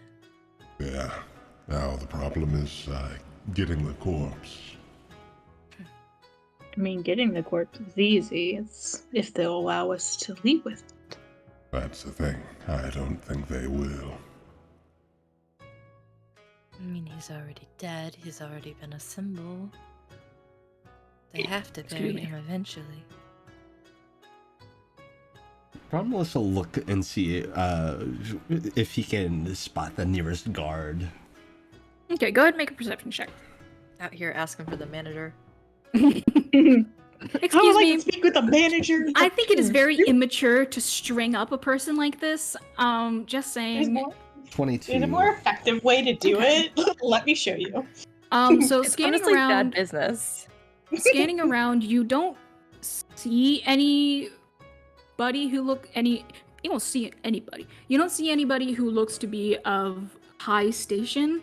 You do see a Honatachi person, kind of dressed in that very similar tan and blue colors with a bone sword kind of strapped to their side, who seems to kind of just be passing by, not particularly looking or monitoring the scene, but just kind of is passing through. He'll approach. Hey, you. Yes? So that one that's been executed, you need the corpse for anything? No, I don't think so. Would it be a problem if we took it? Not a problem for me. I guess just, don't let the Lord and Lady see it. Not that they come down from their little towers much anyway. All right. That's all. Thank you.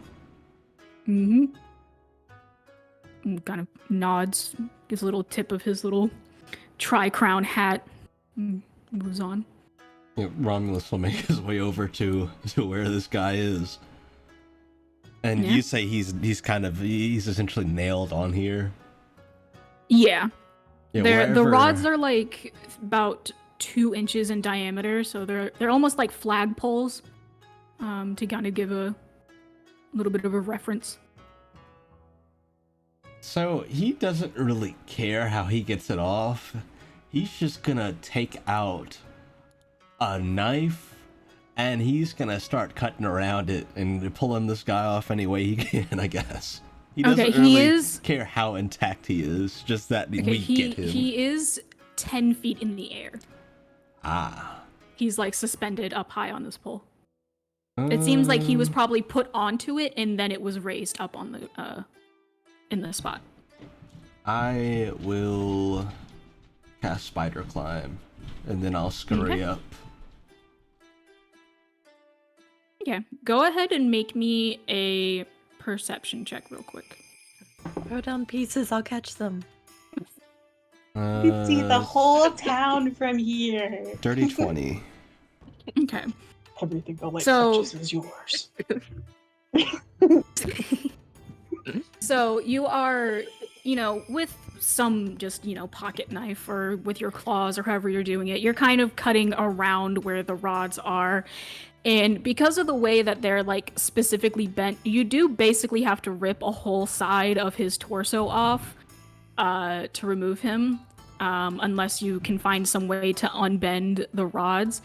And so as you're going about, carving away flesh and whatever else to free, quote unquote, free him, it's very strangled and very quiet, but you do hear a short little motherfucker. He's not dead. Probably should have checked. You alive? You feel a little bit of a twitch, but you get no answer. Kind of like a oh shit kind of reaction, but no answer. Not for long, you aren't. He's gonna cast Primal Savagery and dig his claws into his neck. Okay. You don't need to roll the hit, but if there's any damage to be dealt, go for it. Alrighty. He's quite literally restrained and cannot move, so. That is 18 acid damage. Okay, so you are digging your claws in, and the flesh and tissue around it just kind of starts to corrode and melt away, and just kind of another little.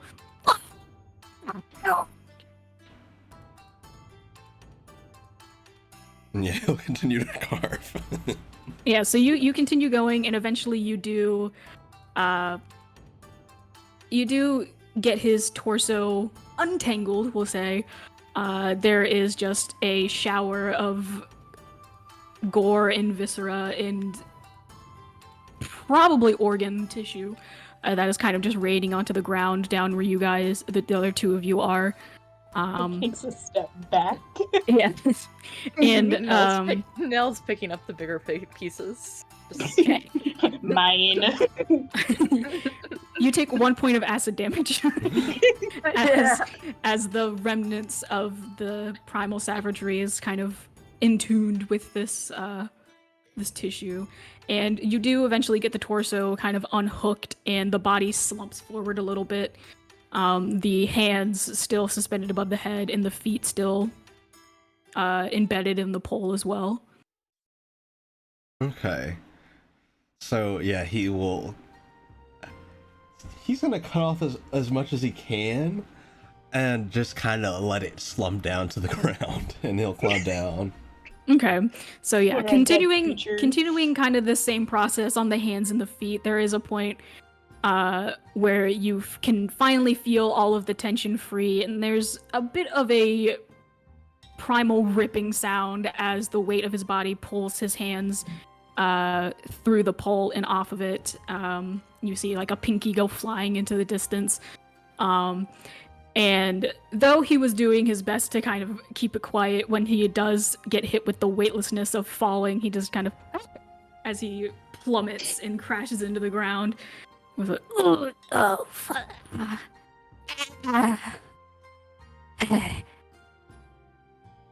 He kind of gets up on what remains of his hands and knees and kind of looks up at the two of you who were waiting at the bottom, and Romulus, who is currently climbing downwards. Just kind of looks around. Okay. Who the hell are you guys? No, I'm pretty hard to kill.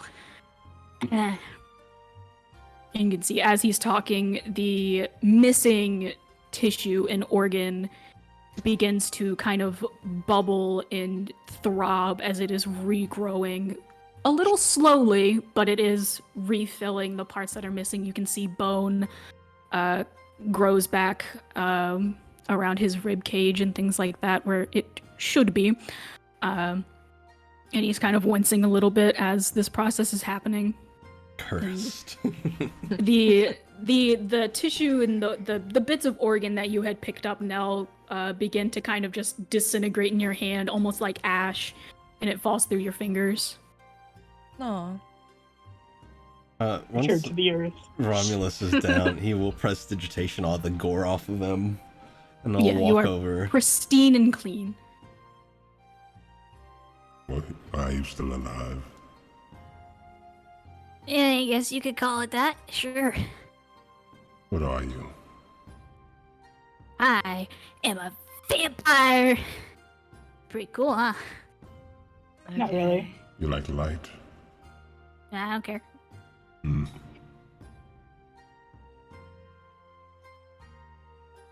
So, you guys just happen to be really generous folks who'd cut down someone you have no idea who you met, or were you sent by someone? That's what I figured. You see, you see the look of him using his tongue to search around his mouth, and he spits to the side, and like 8 teeth just fire off into the ground. That's better. Are those gonna disappear too, or can I have them? They will probably disappear, yeah. I mean, you can try to take them if you want. Pick them up. You pick them up, and they're a little heavy. You know, they're a little dense for Dacian teeth, and surely enough, after a little bit, they poof, and just kind of holding a pile of dark brown ash. So, we can do this a couple of ways. I prefer to do it the easiest. You're gonna Do what? You're gonna come along with us, and that'll be the end of it. You're free, but we simply ask that you come along with us when we leave. And please explain to me why I would do that. Because I just freed you, So, and I could strangle you right now. okay. And then once you're done, I'll get up and go that way. He kind of just throws a thumb over his shoulder. Acacia sent us. Ooh. Yeah. Okay, I'll go with you. Yeah. Yeah, you could have led with that. I would have gotten myself off the pole. But that's okay. I guess your way worked too. So, where to next? Also, Going shopping. He kind of... He's very small. He kind of waddles up to you.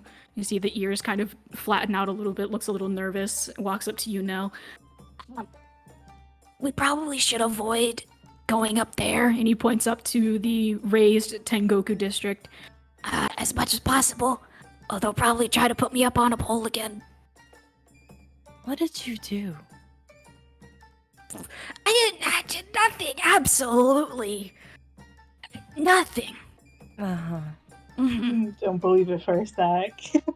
Remember when Yes. we said we could strangle you? We can still do that. Okay. Remember the part of, like, I don't die? I can still do that. That'll make Oh, it so we more could do it fun. as long as we want. Yeah, I guess. How many things could we do? I think Uh, putting you up on a pole is pretty boring, to be quite honest. Yes, I couldn't have done better.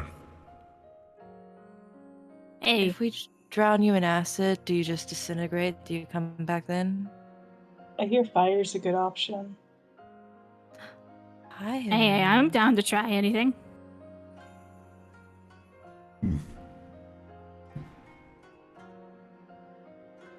So you're insane. I'm tired. We'll put it that way. Well, regardless of why you were up there, we'll be heading back after we deal with everything else we have to do. Just so happens we're going okay. shopping. By Oh, shopping, I mean we're taking something. Okay. Do you mind if we take some clothes? He kind of gestures to his very not clothed body. There's like maybe a couple of scraps of fabric.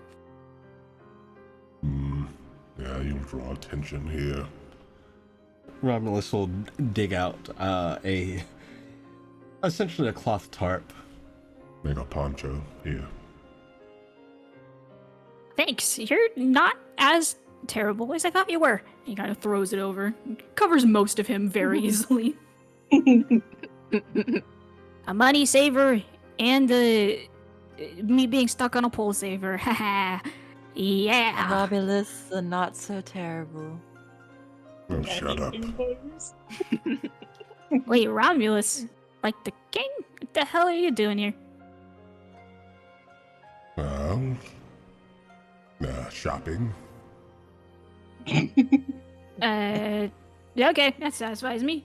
Alright, lead the way. Are you familiar with me? I think I've met you.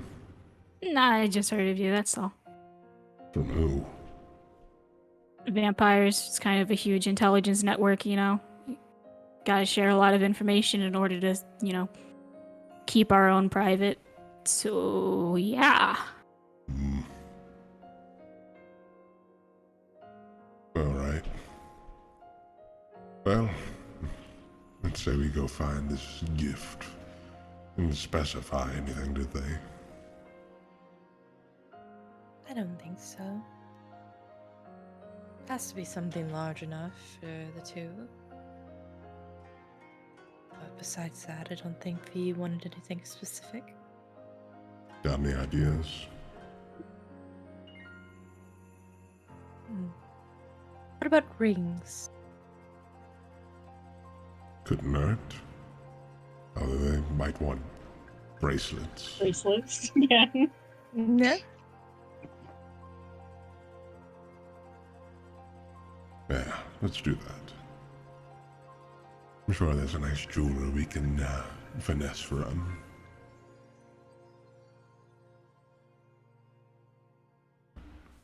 I guess we'll begin looking around. Alrighty. Sure. So, checking my notes real quick. I accidentally clicked Twitch. I do not believe there is many stores here.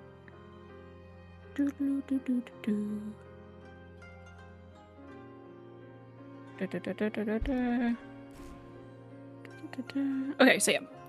The closest place that you could go shopping would be back in the Hanabi district.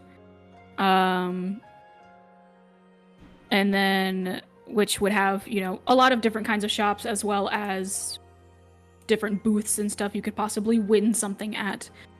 Or steal from, you know, whatever you guys end up doing.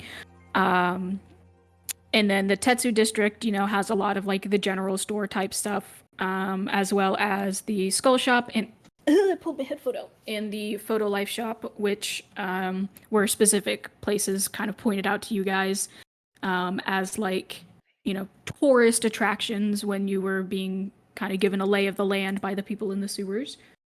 There is the museum, which you could possibly pursue. That is That a is- fun idea. That is in the Museum Tengoku heist. district. So you were kind of warned by Arubet that you would probably either have to leave him somewhere when you go, or hide him, or be very sneaky, or whatever. So that is, just kind of some of the stuff. And then of course, there's your typical shops are in the Tetsu district of like, you could get weapons, armors, maybe jewelry. Jewelry might be a little bit harder to find. Luxury items are not necessarily mass produced. Doesn't mean it's impossible. It might be a little bit more expensive, or it might be a little bit harder to find. Why don't we take from the museum?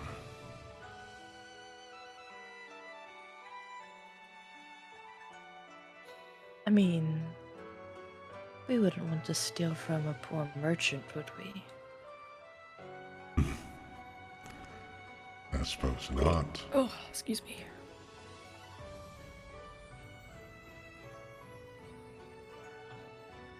And I'm sure we could find some truly unique items from there.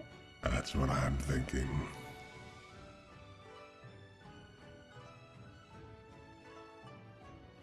As for Right. this one, we can leave him in a tavern, perhaps, until we leave.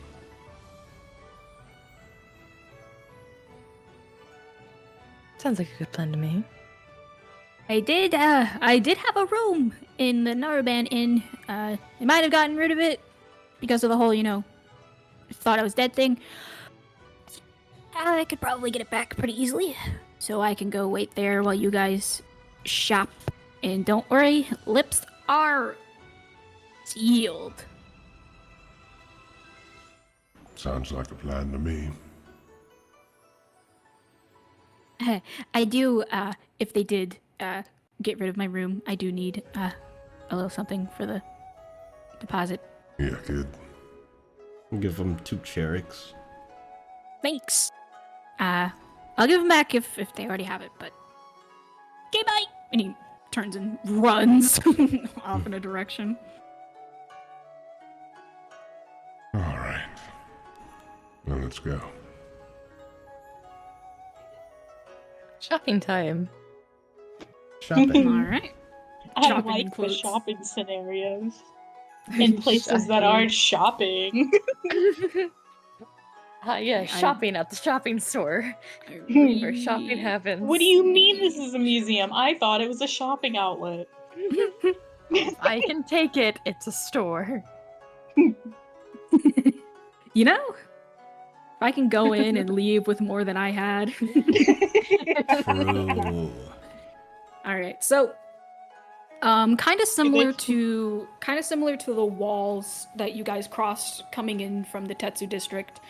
There is walls surrounding the Tengoku district, and sitting at the opening, rather than a Honatachi person, there appears to be a proper guard. They are wearing kind of these pale purple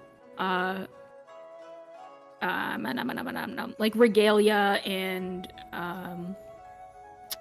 why can't I remember the name?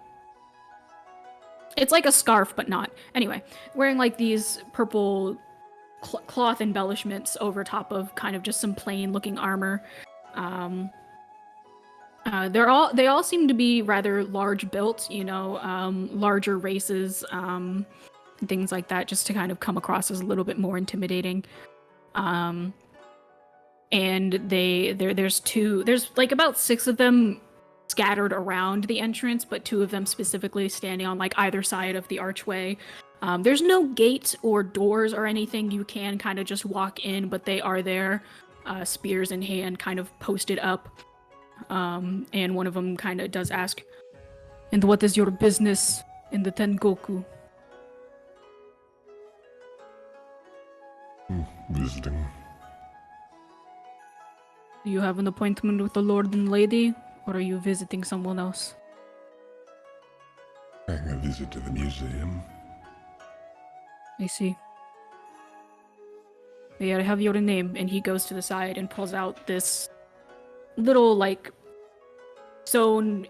It's a book, but it's very poorly made. It's just, like, layers of parchment sewn together. There's no proper binding or anything like that. And he flips through it to an open page, and you can see there's a bunch of names that have already been written, along with a seemingly blood-stained fingerprint next to them. May you all please sign in the ledger before entering. Sure. And he provides you a pen as well as a needle to poke your finger with. Romulus will do as such. All right. And you actually do see up further on the page, dated about a couple days ago, it does say Arubet, and there's a little tiny Dacian fingerprint next to it. Neat. Yeah. So, assuming everybody signs into the book, he closes it up and tucks it back in some hidden spot that he pulled it from, and waves an arm to allow you to go through. The other guard nods to him, and they let you pass. And you enter into the... There's a word for it. I forgot what it is. But basically, it's considered one large estate, like large castle, but it is built of a bunch of different buildings that are all connected by this one platform. And the tallest building, which appears to be about 8 stories tall, is the Lord and Lady's Castle, which seems to have a large number of guards standing outside of it and is locked up tight. Does not appear to allow visitors of any kind unless, you know, as the guard mentioned, there is an appointment or some other urgent need. There is another building that seems to be more so just outer walls, and on the inside is a very well-maintained, taken care of garden with a couple more exotic-looking animals that don't seem to be from Arashi Oi, as well as, you know, some vibrant-looking plants, some more reddish, kind of tropical-looking plants and stuff like that. There is another building that you see is labeled as the court's bathhouse, which basically, you know, nobles, the guards, and obviously the lord and lady and other high status people can come and use. And then another one of the larger buildings is labeled as the Saisho Museum. And there seems to be a couple of guards making patrol around there. To the museum.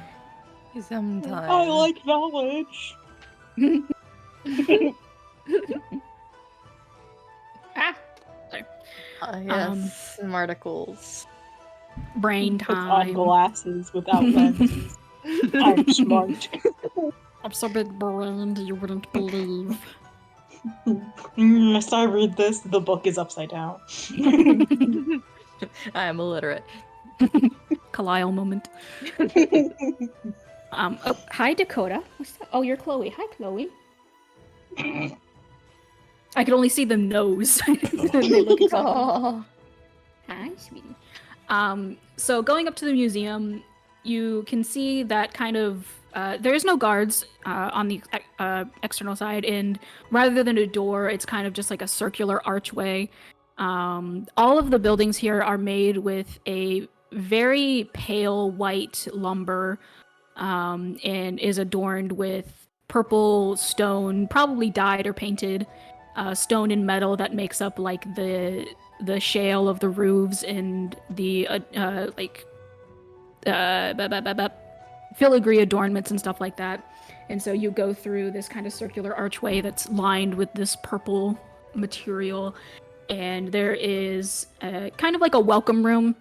There is a desk that has a kitsune woman wearing a very pale purple yukata type robe, and she appears to be reading something on a parchment, and there's dog hair on my hand.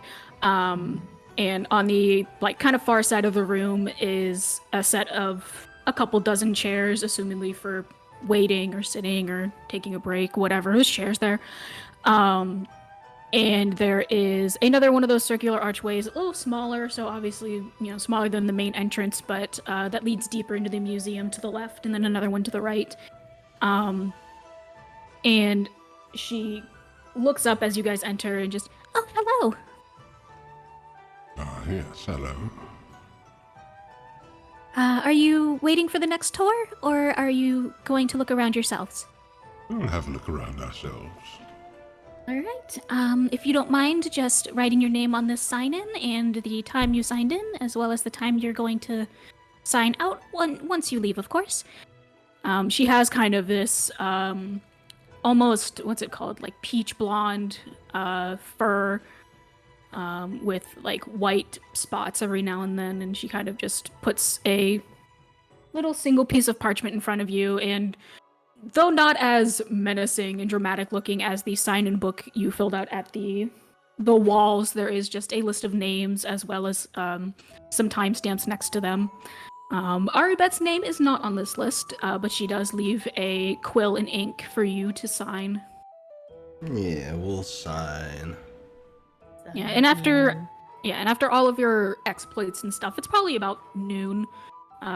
Looking around the town, probably getting close to 1, actually. But yeah, so she comes, puts away the little paper once you signed it and goes around the counter. I will be accompanying you through the museum to make sure that rules are abided, and if you have any questions about the different pieces, I can join with you all for about 10 minutes, and then the next tour will begin, and I will have to join them to lead them through. Please do take note that there are guards, at least one in every room, so I hope that you will respect our rules and act appropriately as you explore. Come this way. And she leads you through the leftmost wall. And most of the museum is, pretty meh.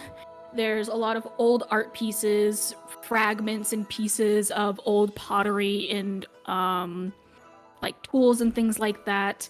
The first couple rooms you go through are kind of just filled with a bunch of like, this was found in this civilization at any point between this year and this year, and it's just like random cultural things, not necessarily any one specific item that stands out.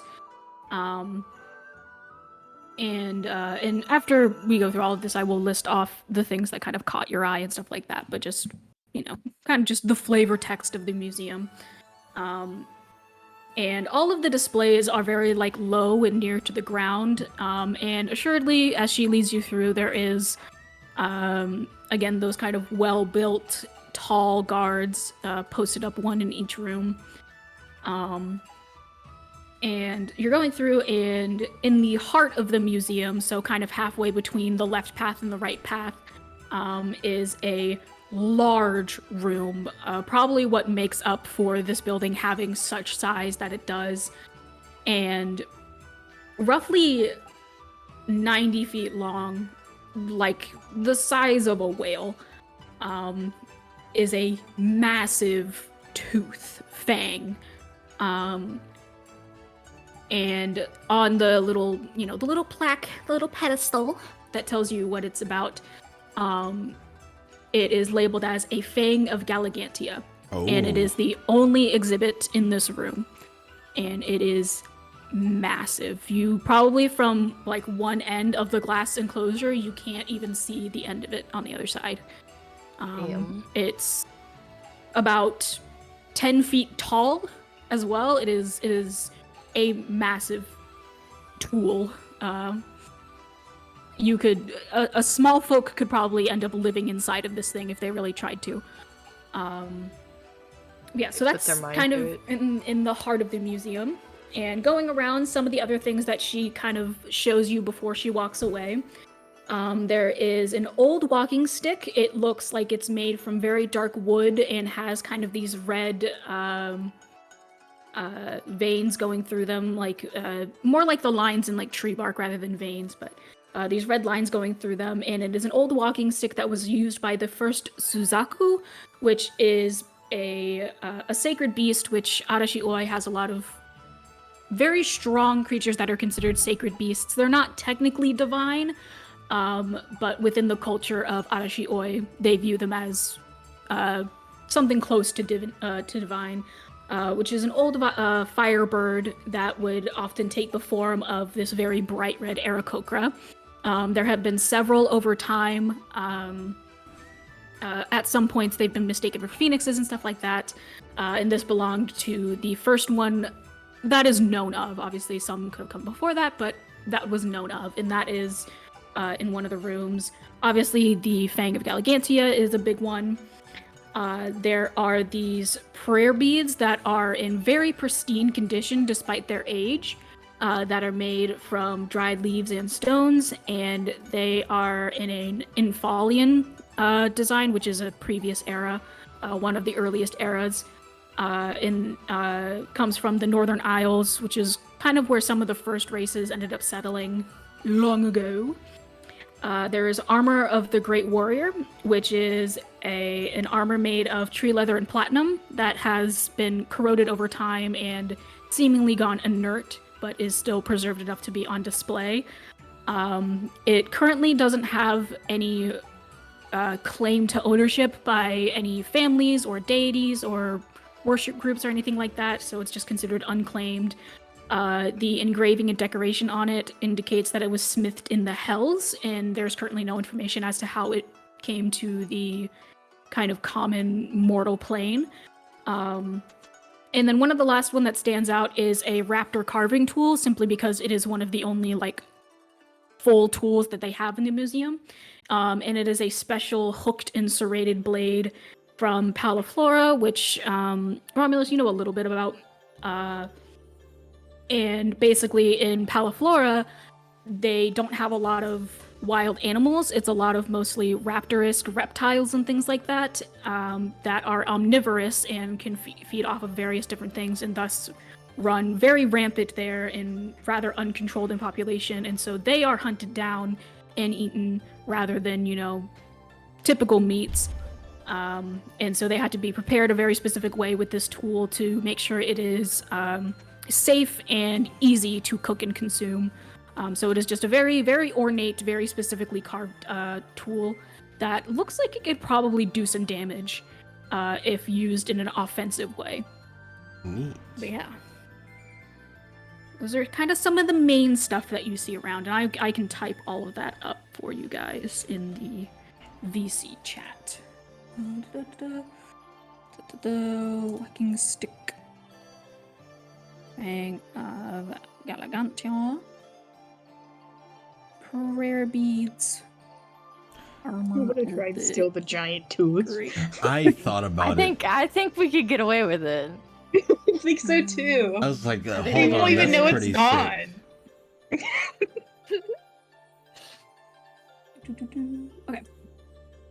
So yeah, the walking stick, Fang of Galligantia, the prayer beads, Armor of the Great Warrior, and Raptor carving tool. And so these were the ones that stood out the most. Either they had the most information, were the most eye-catching, seemed to be in the best condition despite their age, and things like that.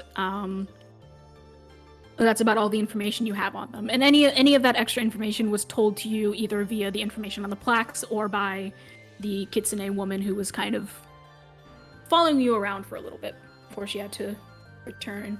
And after a little bit of time, as you're walking around kind of by yourselves, you do hear her kind of giving a similar but a little bit more detailed spiel to a kind of group of people, and you hear a little bit of ooh, ah, as they're being led through.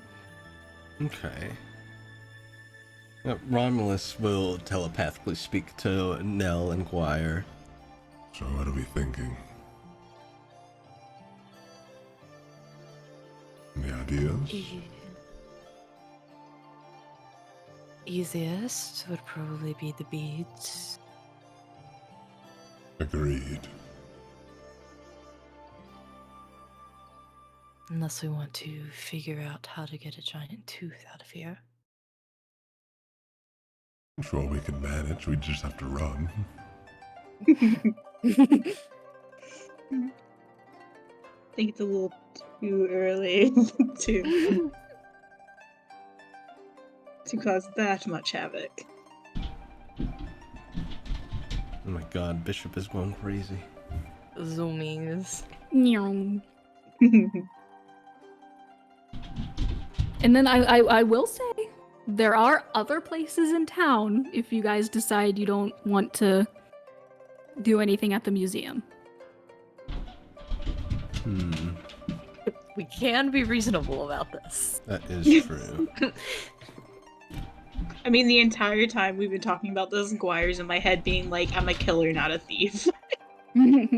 So. Says the Jokes on you, I'm rogue. both. I know this is the rogue.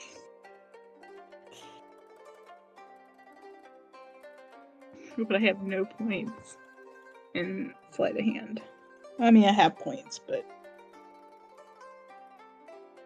And Gonna while be you busted out guys... sleight of hand. We're not just getting out While of here. you guys are sitting and secretly discussing, but seemingly to outsiders very immersed in the information, you do hear, because this is an open building, it's not closed in by any like doors or windows or anything like that. You do hear announcements from the there's a mosquito. Hello. Announcements from the different guards outside.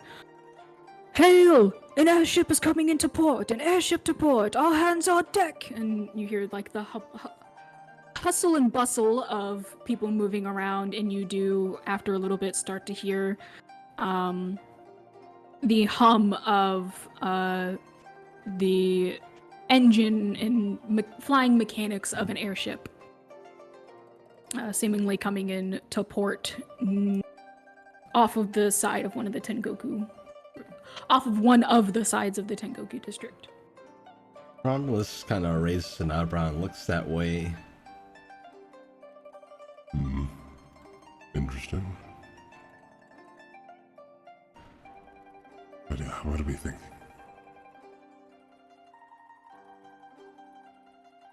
Think it's worth stealing something from here, or think we should try somewhere else? I don't quite want to get kicked out of town yet. There could be some powerful people here to help us if we ever need. We know it's here. We can always come back. That's true. Let's see if we can find something elsewhere first. Never hurts to Okay. shop around. Window shopping. Yeah, let's have a look around.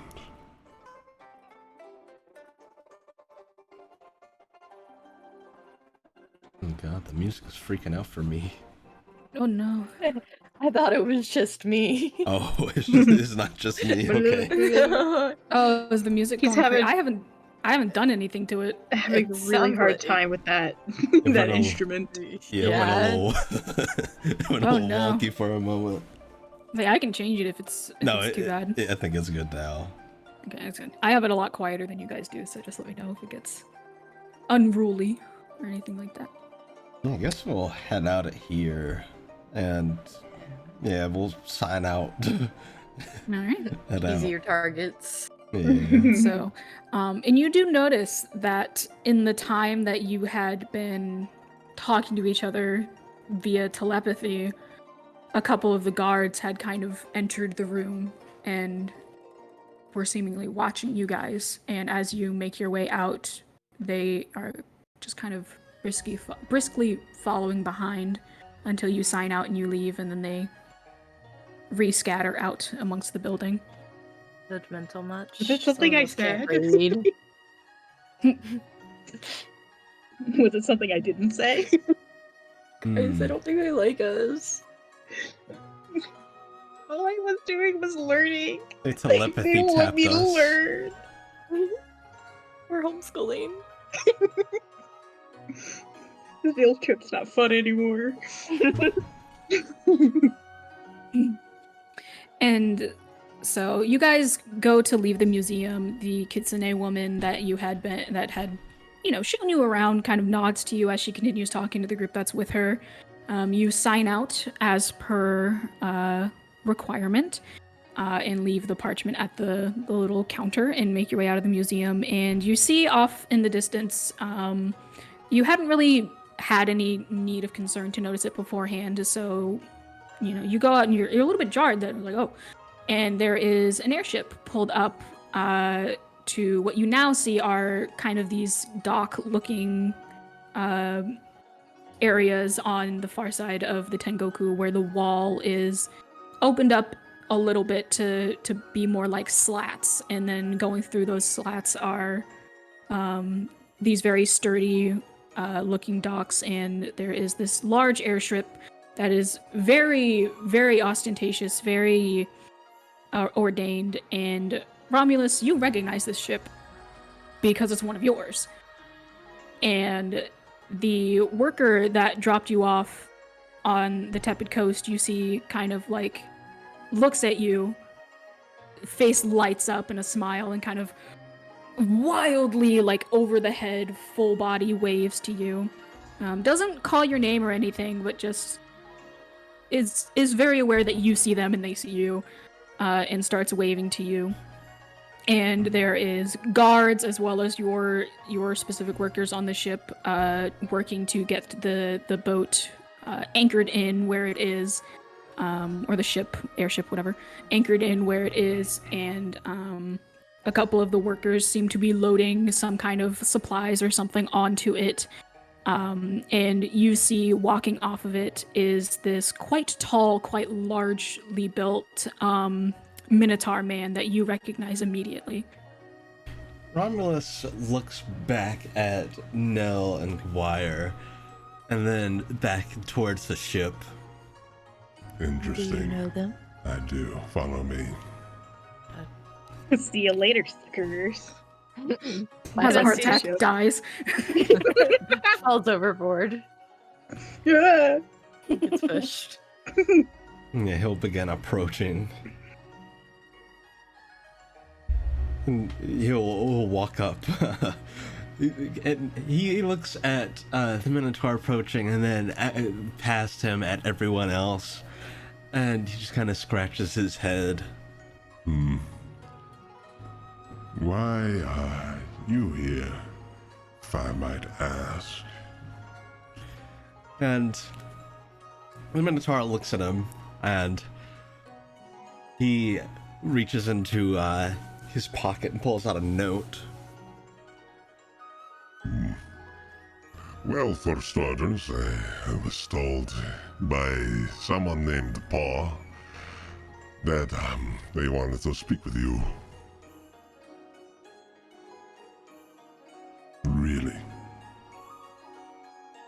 They said it was urgent. Said I should report to you as soon as possible. So, here you go. And he'll hand the note over to Romulus. I see.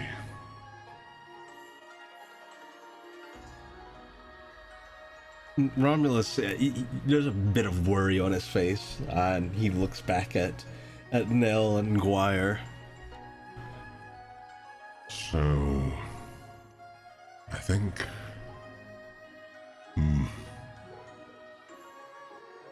something urgent's come up. Might have to make a bit of a departure for a while.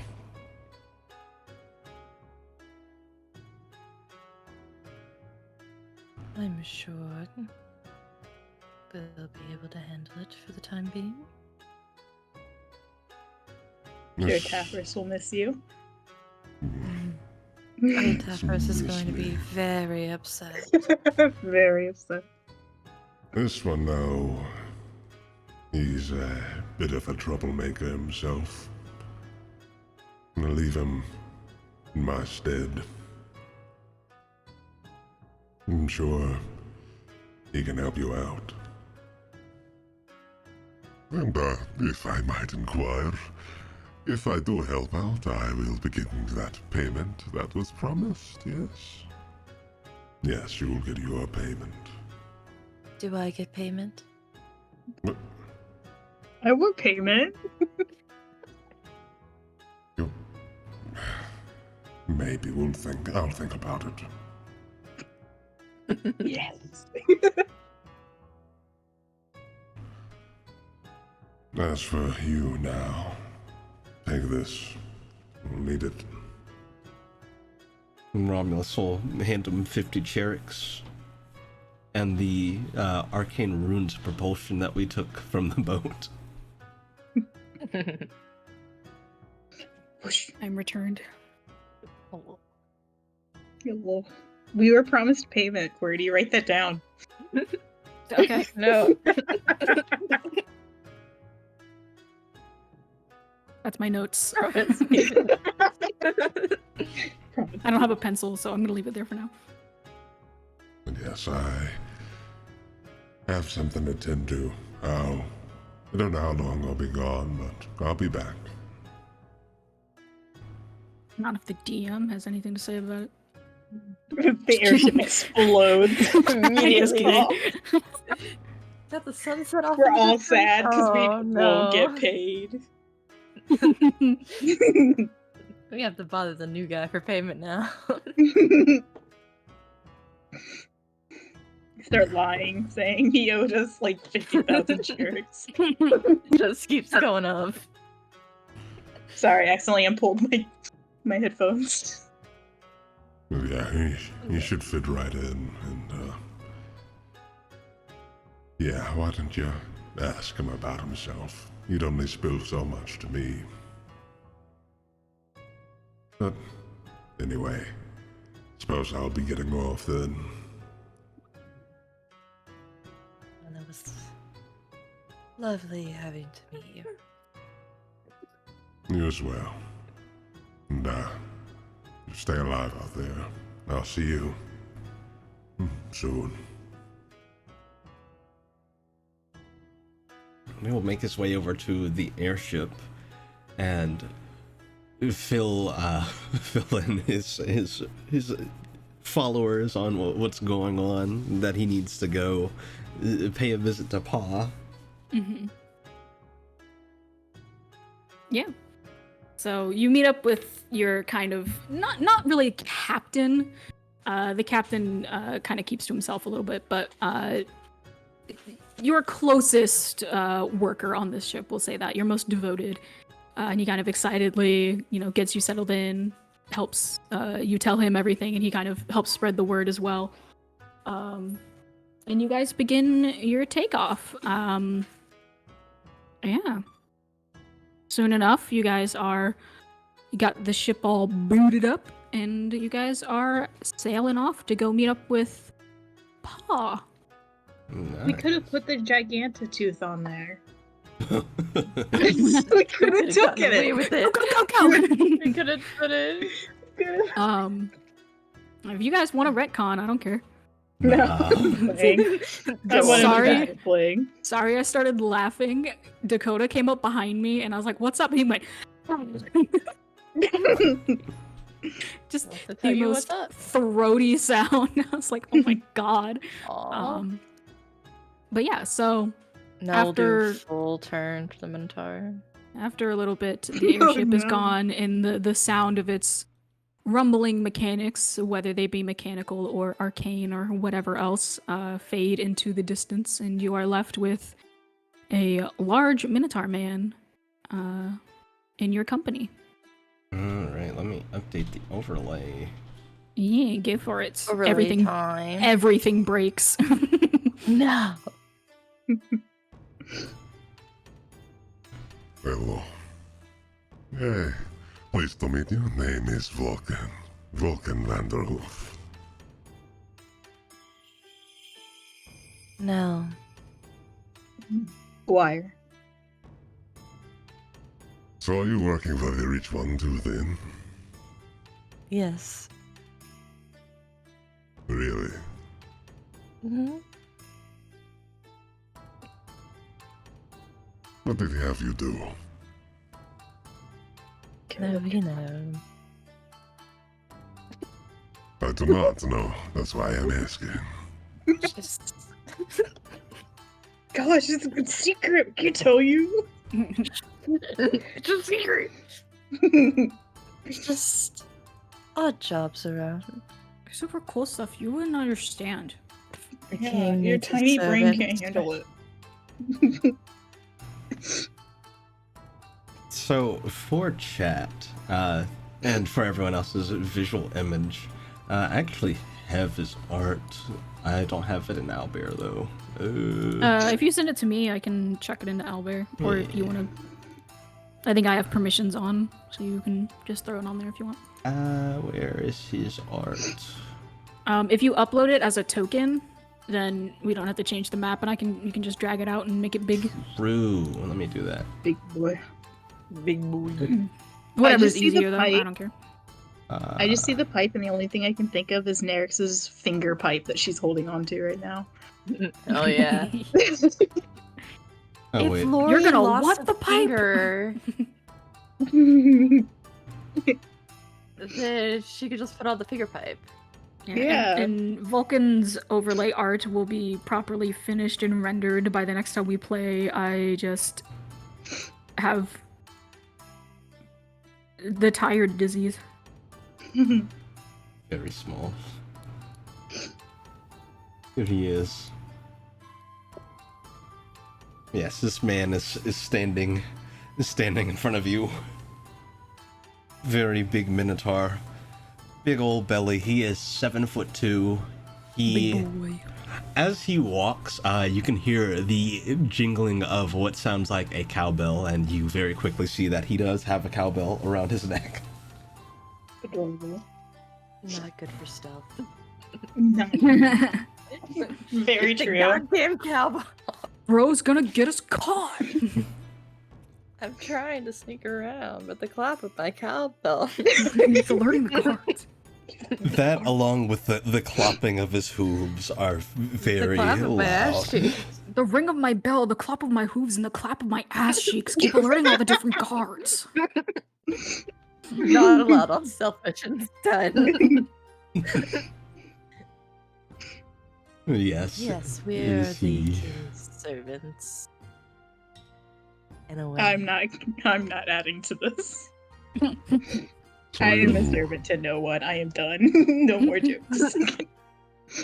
So you serve the strange rat man too, then. In a Then that ran into my way. eye. God. No. Well, so what's the plan? We gotta go get an immortal rat. I was originally just delivering a message, but I suppose I am with you now. We need to go shopping and then get the immortal rat. Oh, shopping, huh? Interesting. Are we Rather not actually be. shopping, or are we shopping? He makes air quotes. There's a The difference. guards that are very much still around you guys all kind of turn and tilt the head and cork a brow. What do you mean by shopping? Air quotes. Oh, you know, for fineries, the more Uh-oh. fine things. Doggos have run outside. Going Oh, on. no. You know, it's like shopping, but for more expensive things. Oh. I guess it depends on what we find. And through telepathy, he will speak to them. I mean, stealing, obviously. We know, we know. One We of- know, but the guards one of the don't know. guards, We one of the know. guards walks up to you guys. Sorry, did I hear you say something about an immortal rat? What? A what? Hmm? An immortal rat? Yeah, didn't you just see him Why? leave on the airship? I mean, he's a king. Yes, he's gone. He is immortal. I I think he'll I just don't know miss how long you. he's lived. Okay, I need. Guire, you started it, so you Yeah, I please make know. me a deception check with advantage because the other two are helping you, and Romulus is Gaslight indeed check. a rat. Oh, hang on. Vampire stuff, too. Is it beneficial to use it? Up to you. It's a persuasion, right? Or a deception? A deception. Never mind. It's okay. Still have a +7. That's a 19 plus 7 makes it 26. You see, he gets a little flustered for a second, as you've, though lying about it, directly insulted his intelligence and observation skills as a royal guard. And he kind of just, oh, apologies. I didn't. I suppose I didn't put two and two together. There was just an incident a few days ago. If I see him again, I certainly will. Carry on. Right. Takes a step back. Let's, perhaps go somewhere a bit, more welcoming, eh? Without eavesdroppers. I'm just doing my job. I really should get more training around here. You see another one of the guards kind of like elbows him in the side and starts laughing at him. I don't we find guess let's find a good tavern, eh? Sounds like a plan. Yeah, so you were told by Arubet that he would be staying at the Neruban Inn in the Chinatsu district. So you can go there, or you can go to a different inn. You can say fuck it and leave him to something. I mean, if that's where Nell and Guire gravitate towards, he'll follow them. He's just Yeah. I think I'm Nell just would one of probably be those- like, "Oh yeah, tavern. We know a tavern. There's a tavern this way." All right. So you Guire's guys make just your not way. too keen on leaving him by himself when he seemed very not happy at first. So that's why he wants to pick him up first, since we're not going to be in an area that immediately puts him in danger. Yeah. Yeah. So you guys head back to the Neruban Inn. Well, you head back to the Chinatsu district and make your way to the Neruban Inn, which is a pretty nice looking building. Whereas a lot of the surrounding houses and stuff are made from this kind of almost papery substance and concrete and wood and things like that. This one is made of like stone and metal and seems to be insulated and things like that. And it does have a sign that's written in a couple different languages, just because there's all sorts of different people that live here. But in common, it does read the Neruban Inn. And you go in and you see there is an Aarakocra person with this kind of almost blue jay pattern is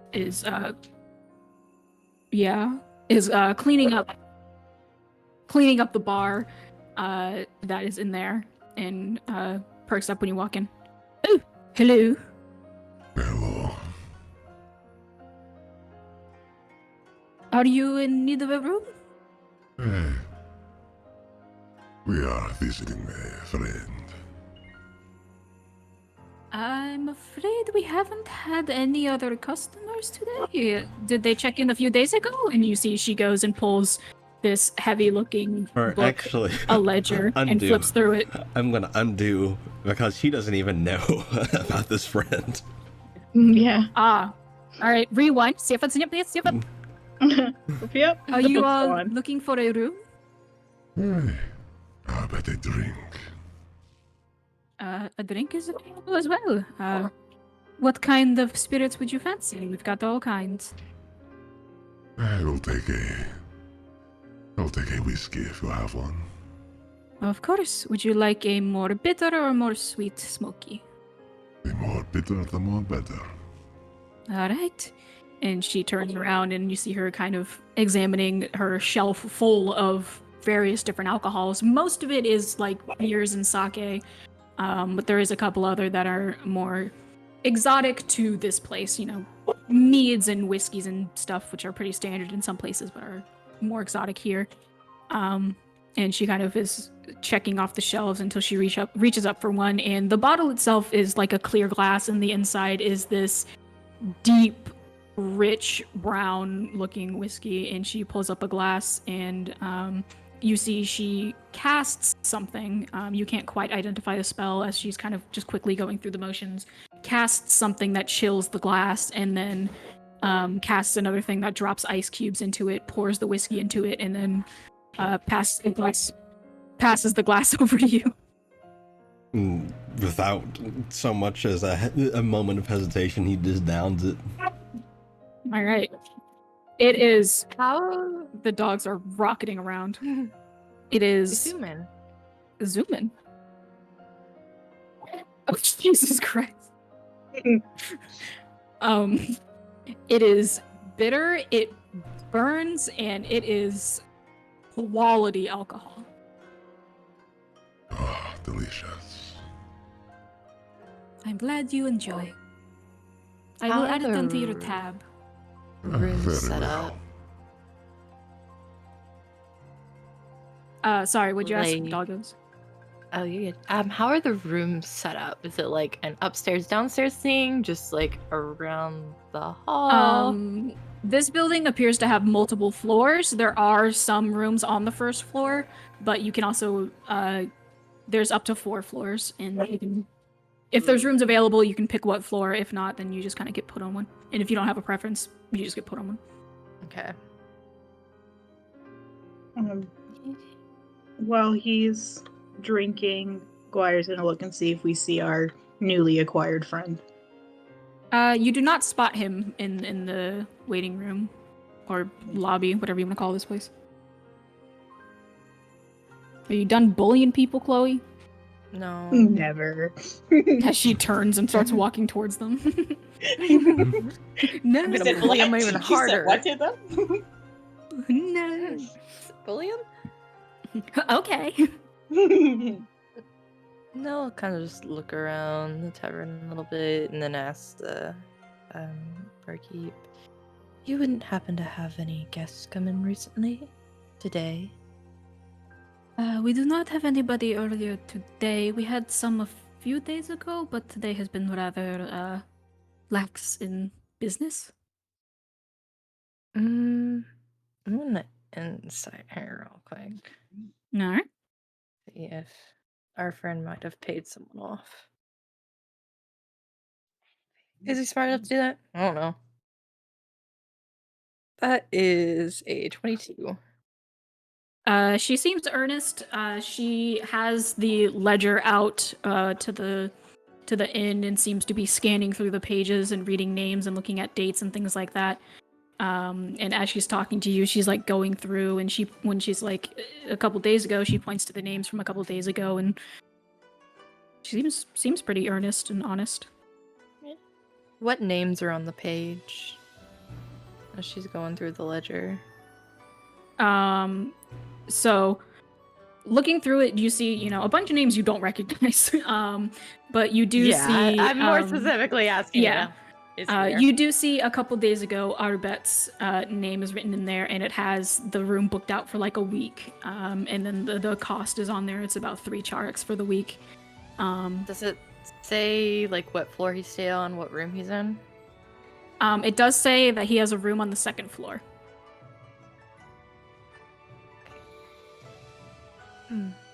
I thought we would see a friend. My friend? If you would like to send a message to them, I could possibly write a letter and leave it at their room, or if you want to wait and see if they appear, or something along those lines. I'm afraid I can't really disclose which rooms which customers are in, safety reasons and such. That's quite alright, I do understand. And let's see. A message wouldn't hurt, I guess. Alright. And she pulls out a kind of long and thin piece of paper and grabs a brush and an inkwell and kind of dips the brush in the ink. Alrighty. Do you know No, we'll your just- guest speaks Common or any other language you would like your message in? Oh, I hope he speaks common. He seemed to understand it quite well. Alright. And now we'll point at the name.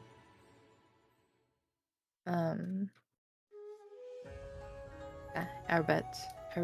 Arbet? How'd you say it? Arubet, I believe. Arbet.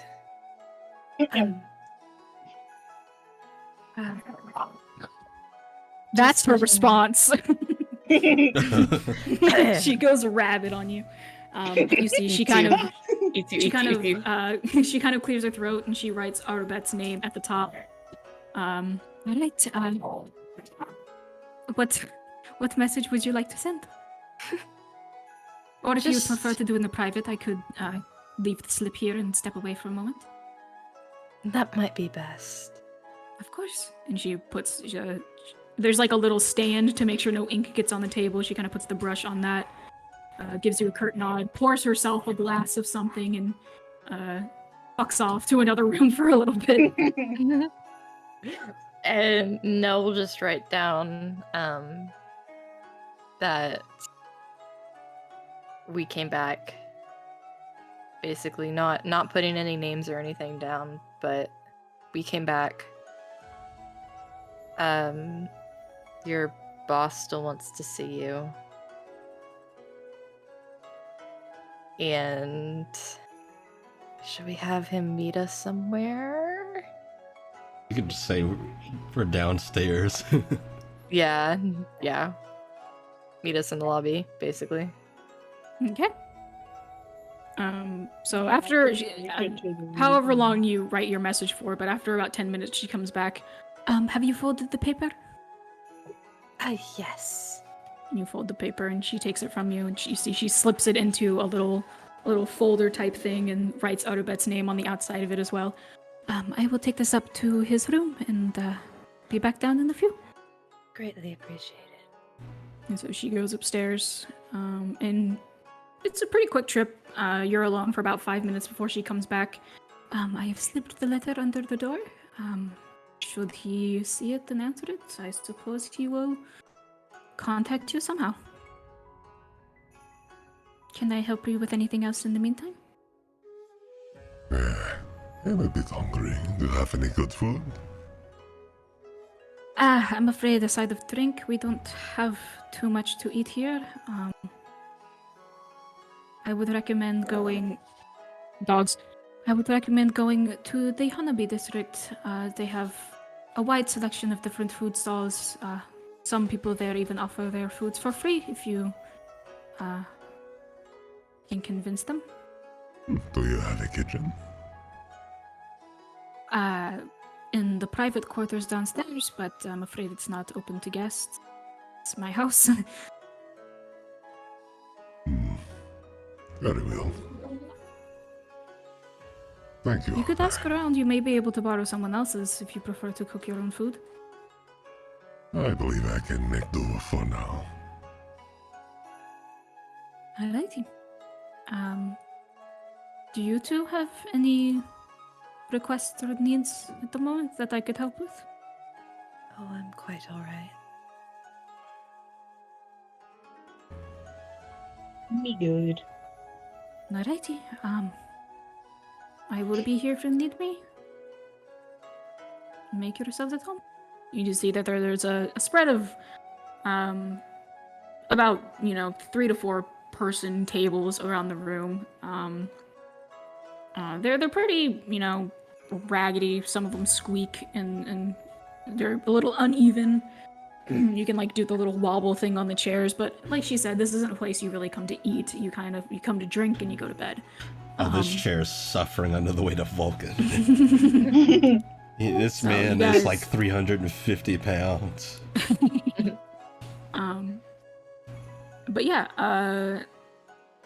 are you guys doing anything in the meantime while you wait for an answer from Arubet? Nell's just gonna druid craft a pumpkin seed Nice. and Yeah, hand it pumpkin seed. over to new friend. I can't remember names. I'm gonna cry. Vulcan. I'll change my name in the Owlbear. Okay. And we'll hand it over to Vulcan. What is this? Food. You're not wrong. Well, thank you. Go eat it. No, Chloe, please. It's just a raw pumpkin seed. He Yeah. shrugs, he eats it. You Not roasted even is cooked. pretty good. It's a little slimy. You can't really crunch it. It's pretty fibrous when you try to bite into it. Probably would have been better to swallow it whole if possible. And it's very bitter because it is raw. So it's not great. Yummy. You are eventually, you're able to get it down. Doesn't really fill you up because it's one pumpkin seed. But yeah, you ate it. Not bad. Perhaps I will grow a pumpkin in my belly. There's certainly enough room. Jiggles his belly. Constitution save. No. We just kill Gambit, every character of Gambit. So, I guess what's the bigger plan? We are waiting on another friend, I see. But what's the course of action after the shopping? Anything? We go back to the cave. Cave? The cave. We love the mystery. What cave? We're dicks. We're not gonna tell you. The cave outside of town. Right, I assumed as much.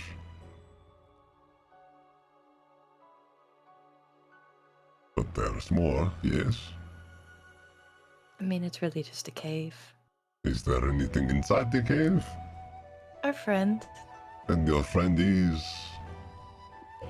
Kind of mean. But asleep. So not so mean. I see. He is much quieter when he's asleep.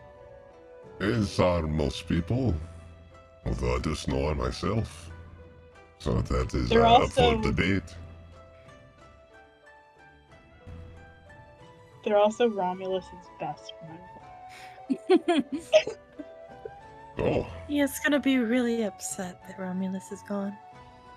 is he also a rich king? He would proclaim himself to be. You guys should tell Tafris Romulus died. I mean, I'm the DM. I didn't say anything. What? We have bad news. Romulus transformed into this massive man. Huge man. Huge man. I also realized This Romulus? huge man ate Romulus. I'm sorry. believable. Romulus is actually a changeling, and he's been lying to us the entire time. No, this is Romulus. He's just wearing a Minotaur suit. He killed a minotaur, skinned it, and made it He's his wearing first Also, But he just- got amnesia, so he actually thinks he's a Minotaur. Just play along for now. I realized I need to update the overlay again because I didn't change Romulus' subclass off of where Vulcan's is. So it says a Dream Shaper Barbarian. I was a little confused. I was like, oh, fine, fine. That's not a thing. He is a gentle madman barbarian for chat's sake. Hell yeah. Not that that means anything to most of you who don't have access to Octavians. And as you guys are sitting there kind of chatting, the Aarakocra comes back up to you guys. Not that it's any of my business why you are here or anything. I just figured it's you. Since you're not from around here, you might be curious, and since you're waiting for your friend anyway, there is a festival happening in 2 days if you're going to be in town. A yearly prayer worship to the Lord of Thunder that helps protect the town. It's even if you don't necessarily participate in the practices, it's quite a beautiful sight to see if you were interested. It is mostly held in the Hanabi district, but yeah. Oh, well, thank you for the information. I need to go tend to a few things in my own home, so I will be downstairs if you end up needing me for anything. But otherwise, make yourselves at home until you are ready to leave or need anything, or your friend shows up, or whatever. So, Of course, and here's for the drink. We'll hand over course. a couple chericks, however many. You're probably honestly not even at a point where you have to pay yet. For Cherix at least. We'll just give him hand over one then. She kind of holds her hand up. Perhaps I will just keep your tab open until you've worked up to that much. How does that sound? If you end up getting a room or happen to fancy a drink while I'm downstairs, I will just add it to your tab until payment is needed. I'll tell you what, just in case I do not come back by, or otherwise you'll have it, and if I work up that much, then we will consider it paid, yes? Here, I'll make a deal. And she grabs it and goes and puts it on the counter. If you decide to leave before I am back, you may take it with you if you so incline, or if you insist, leave it there and I will grab it when I return. Very well. And she kind of, curt nod, a little bit of a bow, and disappears behind a curtain that you would assume leads down into the basement where she lives. And you guys are left on your own in the lobby area. Hey, Emmy. Uh-huh. Did Nell tell us which room he's in yet? You don't know which room. You only know No. the. You only know we second don't know floor. which room. We only know second. So Darn. probably not. And I will She's just say, like, cool too. it's probably been about 30 minutes since you've sent up the note. With you guys sitting here and talking.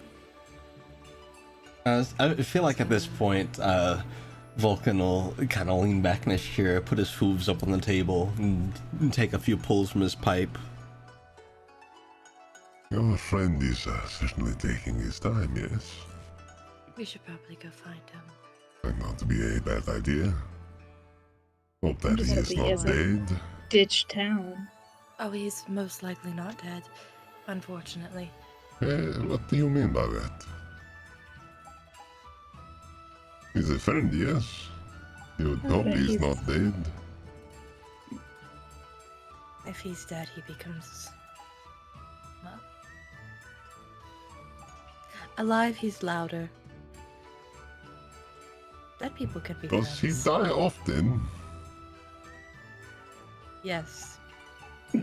Oh, is he a skeleton? Yes. Oh. Like, I Interesting. want to stop her, but I can't. I'm fascinated on where it's gonna go. Well, He's let's a go rat meet this. skeleton. Let's go meet this skeleton then. Mm-hmm. Second floor. All right, you are on the second floor. There is about 10 rooms on this floor. It looked like a letter was just recently shoved under the door. There's no evidence on any of the Damn it. doors. Look Any under other all the letters? doors. This isn't America. There's no gap between the door and the floor. God damn it. Then how did they get the letter under the door? There's like a centimeter. I squeeze under like a hamster. You know what? Give me a perception check with disadvantage. Hamster Whoever, anyone moment. I who's wanna do looking. Okay, I'll let you do it. Imagine you open your door and there's this big ass minotaur I'm on the doing it ground in the too. hallway looking under your door. Disadvantage. 10s. You will look. That is a 17. 17. Wow. I should have known, but If 18. Dwyer, if so eye, glowing giving gold yourself eye. face splinters with how hard you're pressing against the floor. You look into one of these rooms and you do see that the fourth door on the left has a folded letter or a thing that contains a letter, envelope for lack of a better term. It's not quite an envelope. Anyway, what you assume is the letter, I'll say, sitting on the floor just on the other side of the door. Is this it? I'm gonna pick that door. I'm gonna fucking destroy that lock. All right, go ahead and give me a thieves' tool check. So that's your sleight of hand plus proficiency I have these on top tools. of if you're already proficient in it. Trying to remember. I am not proficient, or I'm not an expertise in it. As you go to do that, Vulcan will look at you. You know, I could just remove the door if you need. Did he say remove the door? Yes. I like this lady. Like, really. In case we need a place to stay, I'm just gonna pick the door. I mean, I could put it back. We could also knock. 16 plus 5, so 21. Okay. So you go and you put the... Sorry, dogs. You put the pick in the little wire in, and the door swings open before you can even start picking the lock. It was not locked.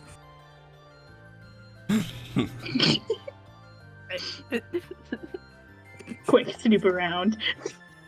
The room is empty. The bed looks recently made.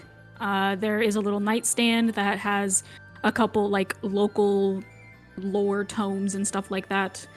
And some like, classic holy texts and things like that, and a couple little children's books.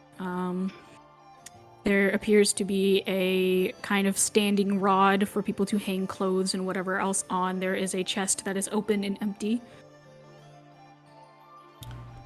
So tell me, No sign of Haribet. is your skeleton friend invisible as well? Is he an invisible Yes. skeleton? Nell would be so good at improv. Really got the yes and down. He is he? He's actually right behind you. Interesting. I can see the things that no others can see. I would know that. And if no others can see it, how can you prove that you can see it? Because Not an answer. In all seriousness, how do we find this man? Doesn't Well. look like he made it. he is not in the room, so Should we check the pole again? God damn it. Well, we could work our way from here to there. invisible or not, I would know if he was nearby.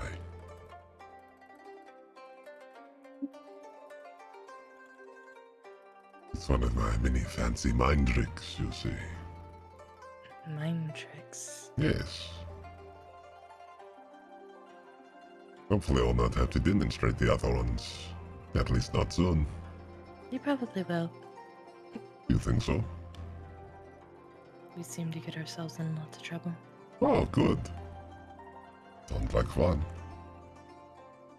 It can be.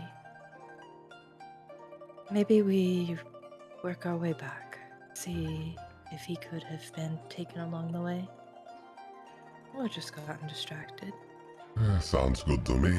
I will follow you.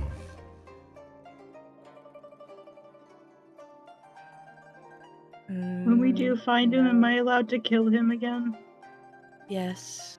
Yeah. Yeah. He's mad. He's very Yay. mad. That little fuck. That's all the letter was gonna say originally was you fucking bitch. Get out of Think you here. could escape? And then I realized Nell doesn't talk like that. That's just me. Squire does. Fucking jazz down here. All Or right, so you going guys to the leave. no-no corner. You guys leave the room. Are you going to close the door again, or? Yeah, I'm gonna leave everything as it Yeah. was. All right, so you leave everything as it was. Make your way out of the inn. Vulcan, are you going to grab the Cherik, or are you going to leave it? He'll leave it. Okay. So you guys head out. How are you going about looking for this Dacian man? To be honest, we probably should go to the gift. Go and try and find the gift. Because if he's not here, he could be out getting clothes. So he's not wearing That is A true. Let's give him the benefit of the doubt. Plus, I don't think they would immediately take him back to the pole. That would be funny, That would be though. kind of funny, though. Yeah. That's where my Back mind to went the pole with immediately. you. I was Start- like, we're gonna find Start him back at making the stripper pole. pole jokes at him. Hey, how'd you get down for the pole? Get back here. No! Back up there. Don't put me back on the pole! Get back Not in time, dun, out, young dun, man. dun. The pole. Okay. So Yeah, we are get, you like, hit up the guys... shop. Okay, are you going to the Tetsu district to look at kind of more the low-key usual shops? Or are you gonna head to the Hanabi and see what's going on there? Or are you gonna try the museum again? It's up to you guys. Vulcan does not know what the fuck's going on. He's following these two. True. Should probably go. Should we go more low key and kind of? That's probably where he would go. He only has 2 Cherok's to his name. Yeah, I And would they're not go even low his. key. Plus, you Yeah. probably also wouldn't want to attract attention to yourself if people believe you're dead. Right. And then Wait, if he's then. not there, Okay. we can, Clock. if he's not there and we can't find anything relative related to acquire for the gift, then we can go to the higher shops. And if we still can't Yeah. find them, we'll have to make a plan from there. Yeah, I guess Sounds it's good. the plan. All right, so you guys head back to the Tetsu district, to the kind of almost wall of shops and stuff set up near that one gate. And so go ahead and give me perception checks and tell me if you're looking for the gift or if you're looking for Arubet. Or a gift, I should say. Like keeping an eye out for stuff. As we're walking, Vulcan will ask, So, what are we shopping for? We decided on the bracelets, right? Yes. Or do we just want to see what we find? I think we decided on the bracelets. Bracelets? For a lovely couple. Oh. I see. I will be on the lookout.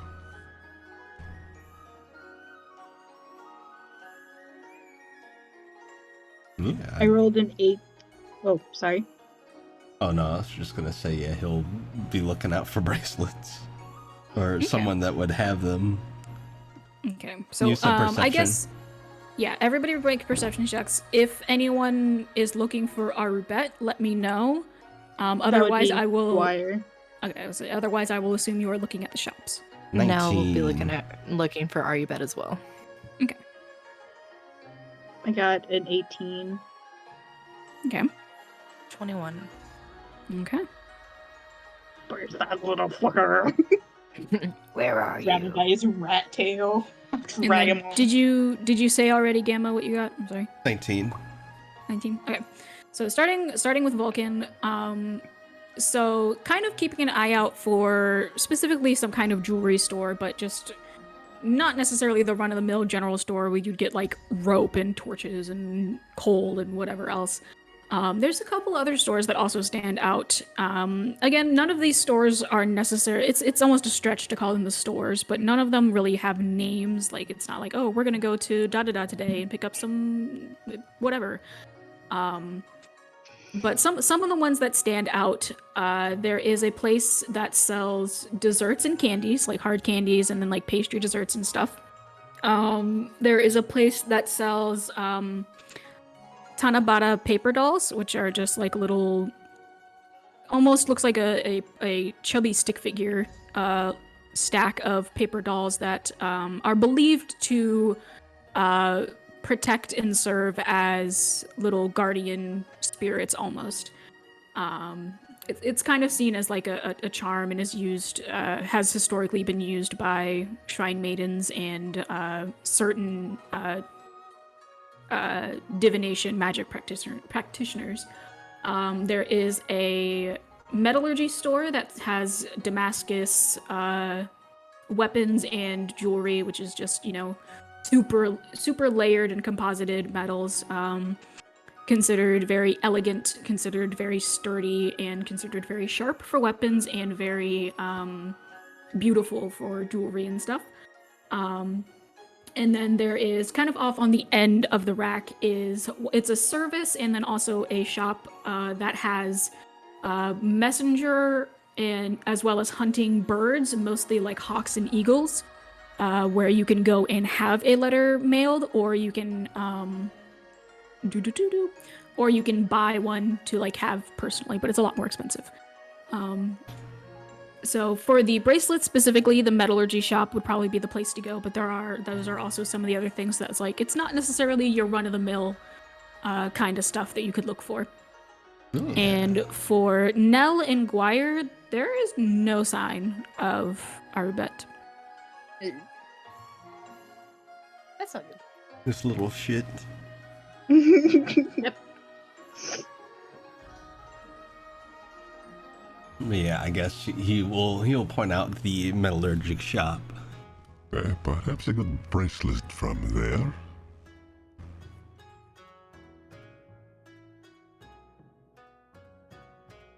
Yes. Easy enough. Now we'll just walk over.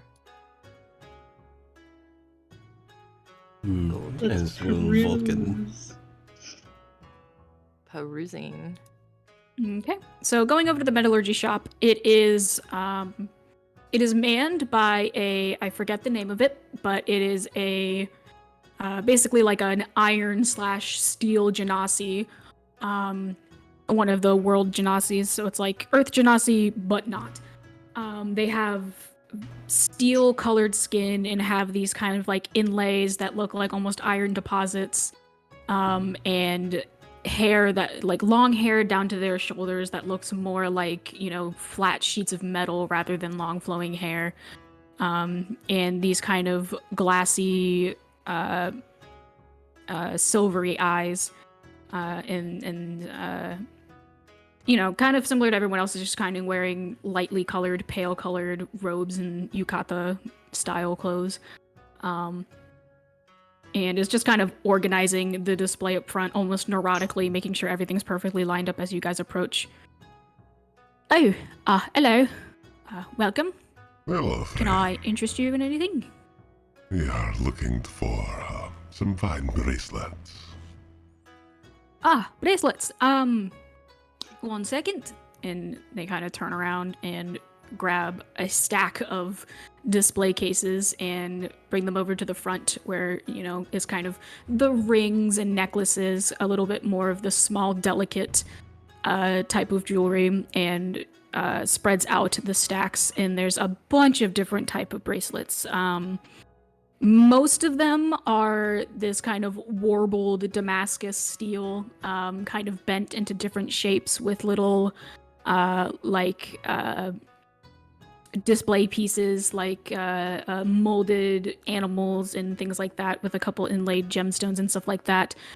There are others that seem to be made of a different material, like brass and gold and silver, but the Damascus steel definitely seems to be the most common at this shop, and also seems to be the material made with the most skill. So while it's not necessarily a precious metal, it definitely has a better look to the eye in terms of actual craftsmanship. Okay. The fly won't go away. The Damascus metals are about 4 cherics. Any of the others are about 2 or 3, depending on the size, material cost.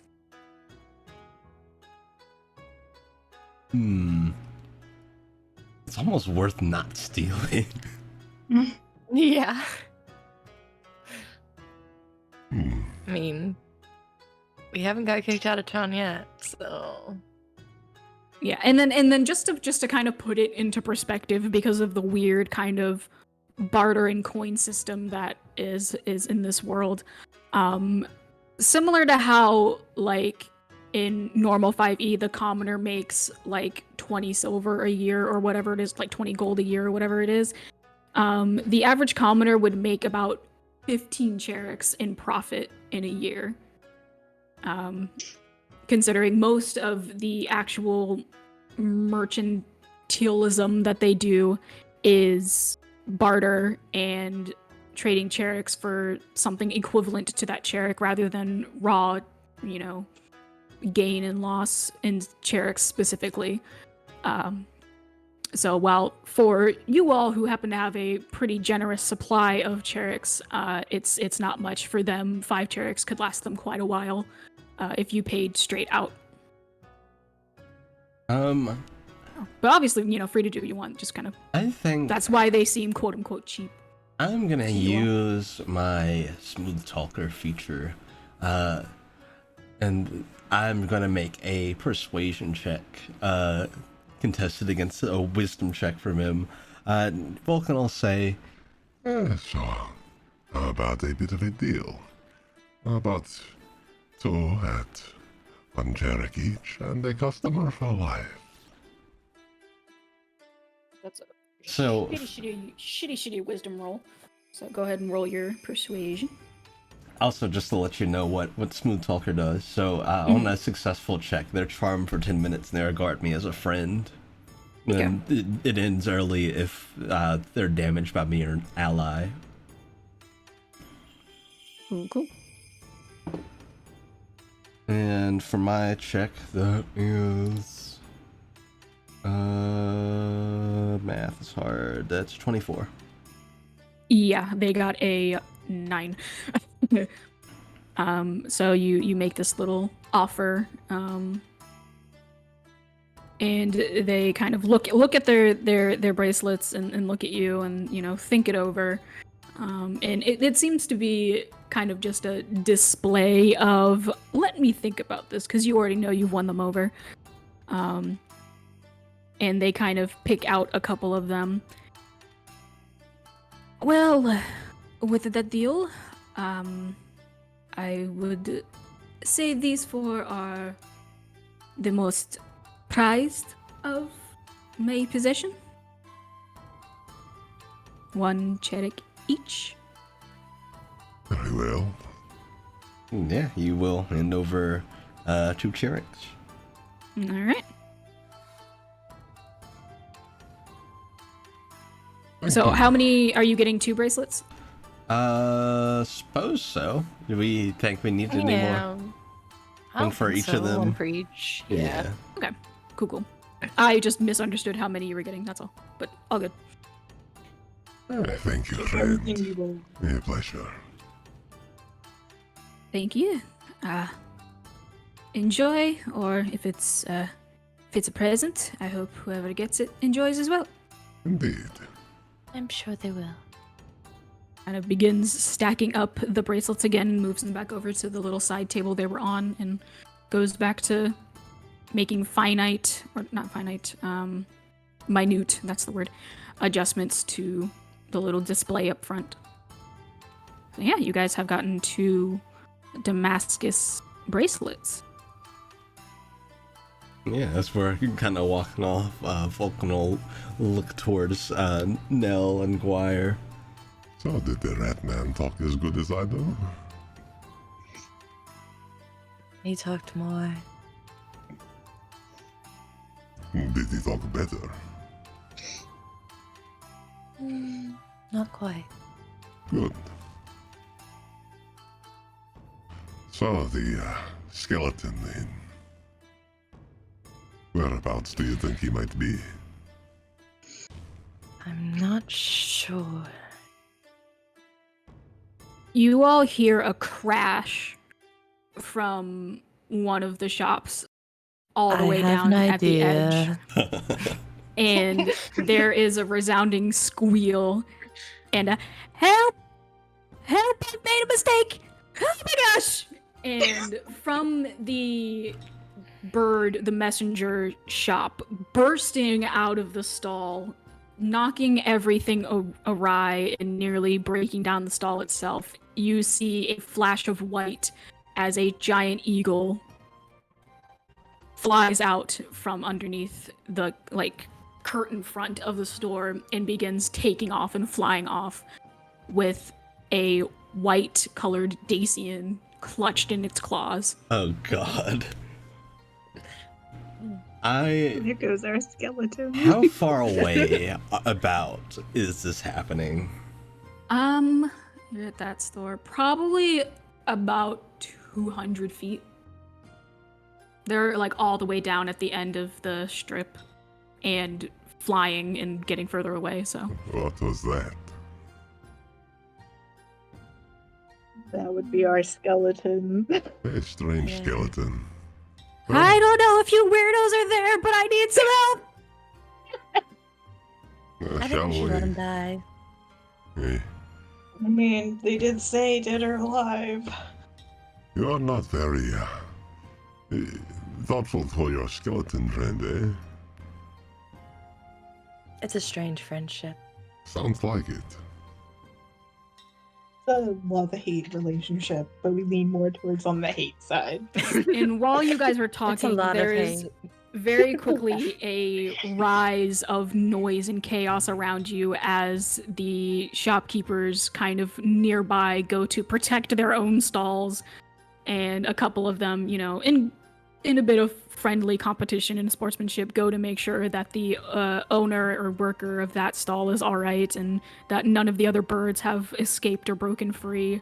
And then a lot of the like civilians or commoners have kind of run off or in the process of moving to the side, because despite, you know, the cause of the chaos being very obviously the bird flying in the sky, there is still that kind of what else is going to happen panic in the crowd. So there is a bit of some chaos building up around, but you guys, you've got your eyes on the target. Off we chase.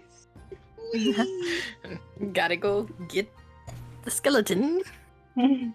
Yeah, off we go. Alright, so you guys are in chase. Now a giant eagle has a fly speed of 60, I believe, per round. So unless you figure out or do something else, it is going to continue to get further away from you. I will dash to give myself. Not if I dash. I was gonna say it is dashing as well because it has no it's not attacking Well, anything, it's just flying away. So it is that effectively moving 120 feet per round. Hold on, I forgot what I can do here, but I'm looking something up. I ain't got no And magic. It's a little far to be able to see, but you can see that Arbet does seem to be resisting, and that might help either slow down or free him or something, but at the moment it seems like some kind of other interference is going to be needed in order to catch up to this bird. And they're already 200 feet away. Roughly, yeah. I can't do anything. I just take chase. Yeah, there's nothing I can do but run after them. Hold on. I can't breathe. I just want to see how far I can get with these. If I can get within 100 feet of it, I could do something. Added a walker. Sorry, I saw your profile picture. See, if we were within 30 feet, I could slam the eagle on the ground psychically. Or I could pull it towards us. But we are not. No, I don't think I can do anything. I read it. I was wrong. He rolled really high stealth while you guys were looking for him. Best I can do is cast prank on the eagle when we get close enough. If we get close enough, and that's not guaranteed to do much. I can make the eagle shit or something. No. Rob now, Janasi, that was the name. Unfortunate.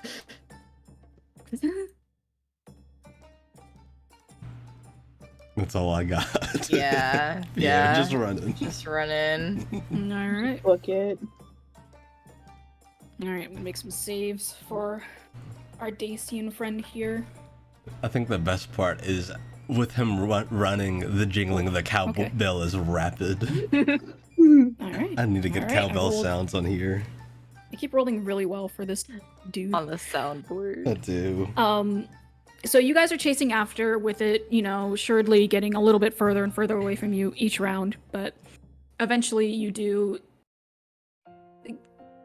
see, you're not able to do much, but there is, every now and then you see the giant eagle kind of pauses and flaps its wings aggressively and seems to thrash or something. And eventually it squeals or squawks, that's the word, squawks extremely loud, and the Dacian begins to plummet. It is probably, with the way it's been flying, about 50 feet in the air, and the Dacian starts falling out of its grasp towards the ground. He doesn't scream or anything, and eventually he hits the ground, and there is cracking sounds and a little bit of a splat as he hits, and the eagle continues flying off and off to wherever it's going. And he is on the ground, probably about 300 feet out from you guys at the moment, unmoving. I guess we keep Yeah, approaching. go. Yeah. And the Go chaos after the the dead chaos that was guy. behind you guys for the most part has died back down, except for the shop owner, who has kind of joined you guys in the chase and is continuing to run, trying to get his eagle back, but it is going fast, and this guy is already out of breath by the time he even catches up to you guys. But so otherwise, you guys are kind of, free to do whatever you want. There's a couple of gasps as Arubet hits the ground, and it's just like, oh my god. But other than that, they're kind of quick to get back to their own business. So yeah, you guys approacheth, and sure enough, Arubet is slowly peeling himself off of the dirt ground. Some groans and just, oh my gosh. I Yeah. guess. Yeah. You are the skeleton, I presume. What? No. Yes. What? He does not look like a skeleton. I'm not a skeleton. I What? think he grew fur. Oh, Who are you? He kind of looks directly at you, Vulcan. I am Vulcan Vanderhoof. He's been with us the whole time. This is not true. I don't know what is wrong with you. What's wrong with you? He kind of turns over to Guire. I really think you need to get your friend checked out. There's something not right going on. Says the man who was carried off by a bird. Yes, what happened with that? Yeah, speaking of. And he starts running. I grab him. If he Or I starts try. running, He's going to use his disengage so that you guys cannot react, and he just starts sprinting away. Can I How throw my far- dagger at him? Yeah, if you want to. I just shout thief, and I throw my dagger. All right, make an attack roll. yeah, after all that running, with him beginning to sprint away, Vulcan's gonna rage. All right. Well, it's a 13. Oh wait, no, it's my dad's. Hang on, sorry. I get confused all the time. That's a 15. Yeah, that hits. Okay. Go ahead. I'm And roll going for damage. his knee. Okay, I you don't know don't if get that- sneak. You don't get sneak attack on this, but yeah, even with a called shot, that definitely hits. Okay. He is quite literally wearing the tarp that Romulus gave him. So, Beautiful. 1. all right. So you throw out your dagger, and it clips him in the back of the knee, and you hear like a as his leg gives out underneath him, and he falls face first in the dirt and skids a little bit with the high speed he was at. He's like 30 feet away from you guys when you Oh. hit him with the dagger. Cool. So after I got it. after raging, I'm gonna pull him in. I'm gonna use my telekinetic tug to pull him over to us, and then I'm gonna Okay. place my hoof on his chest. Yeah. Like, hold on. Okay. I tell Vulcan he's not our friend anymore. I see. He kind of sucks. So you are. Why were you Friends running don't run free? from friends. We're not friends. We never were. I appreciate you getting me down Well, from the we're pole. not anymore. We were You never ruined that. friends. You ruined our trust. We didn't trust. It's not my fault you went, yeah, we're gonna leave you alone, bye, and expected me to stay there. I told you to go somewhere safe. We were protecting you. I don't trust anything about you guys. So, Yeah. what is... Well, now we don't trust you anymore. So what You is shouldn't! The, what is I the, lied to you. What is the deal here, exactly? I don't know. I want to get out of here. So, He's not allowed to leave. What do you no, need him he has for? to come with us. Tell me privately. He will telekinetically link with both of them. So what is the deal with this one? Exposition. Yeah. Oh, The I see. truth. And Truth. No Yeah, more so lies. roughly all you get, honestly, from them is that someone named Acacia showed up and asked them to bring back this guy who seemingly can't die. I see. Very well. Let's take him back then, shall we? No, please. Listen. I'll give you the 2 chairs back. No. Why not? Why do you even care? You weren't even here the first time. You didn't even get me Those off are the pole. actually I owe you mine. nothing. That is What? true, but Take them back. the rich rat man asked me to be of assistance to them, and I shall. I'm getting paid. Care what promises you made to the rat man? He's like pulling against your hoof. He's far too weak to be able to do anything, but he's trying to get free. Oh, while he's struggling, I'm not only gonna search my bag for a rope, but look and see if there's a sewer entrance anywhere. We got what we needed. We're going. From where you are and the entrances you were shown before, the closest one would probably be just inside of the Hanabi district, a little bit to the kind of northwest from where you are, probably about a 10-minute walk from where you are. But yeah, you pull out rope. I believe it comes with like almost all of the starting packs. So yeah, you get your rope pulled out. It's rope time. Oh, And guys, goodbye to please, the please, use like, of your arms. you guys don't understand how fucked up that woman is. I think it would be easier if we all just kind of go our separate ways. You know, you I don't even have to go fully back to the understand cave. how vampires work. Okay. So you get me, right? Like, just come on. I won't mention you to anybody.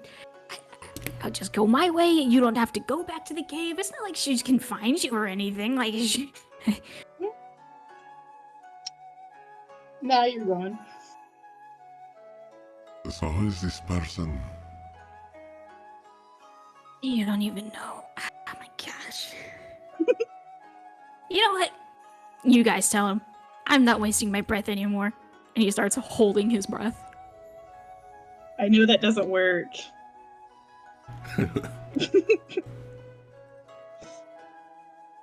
Vulcan just kind of looks to the other two for an answer. He still has his hoof pressed down. He's probably, now that he's not focused on it as much, he's probably pressing down harder than he means to on his...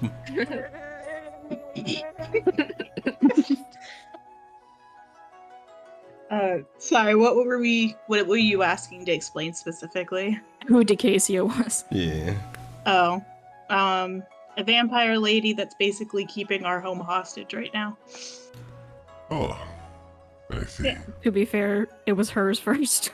I know. That doesn't mean I was here anything. first. Does that name mean anything to Vulcan?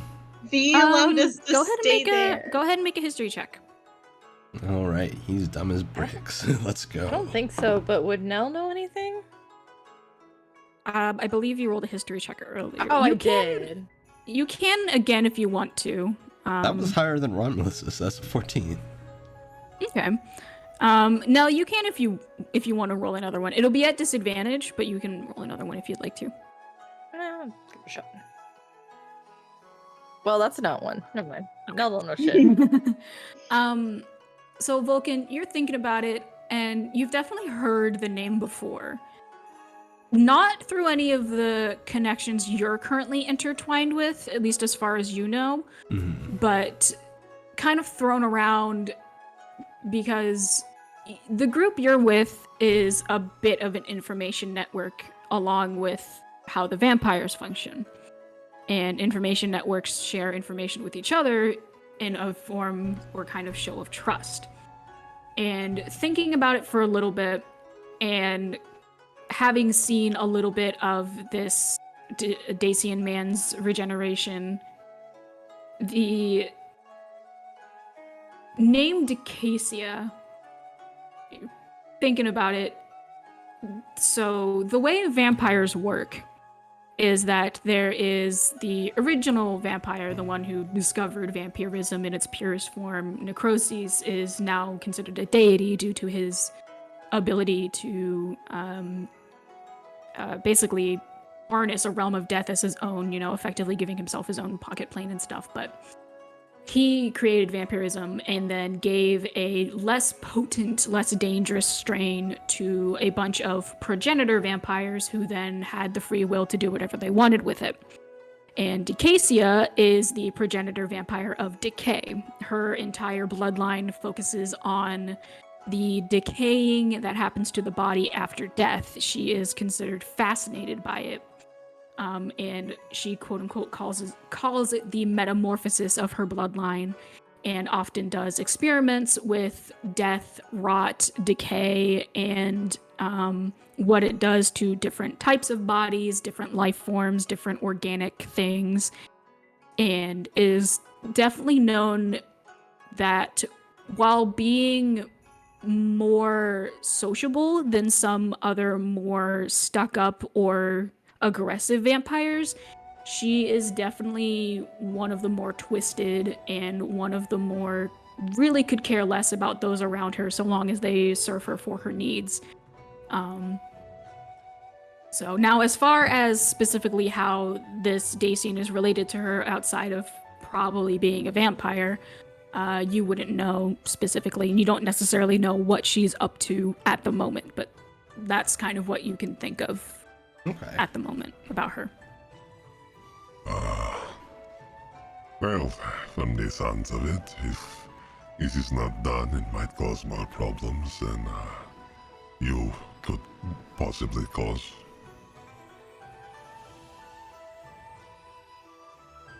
So let's get him back, yes? Good plan. I will tie him up. And pull out some rope, and while still pinning him down, he'll lean forward and begin tying him up. You do so, and he does not react as he has passed out from holding his breath.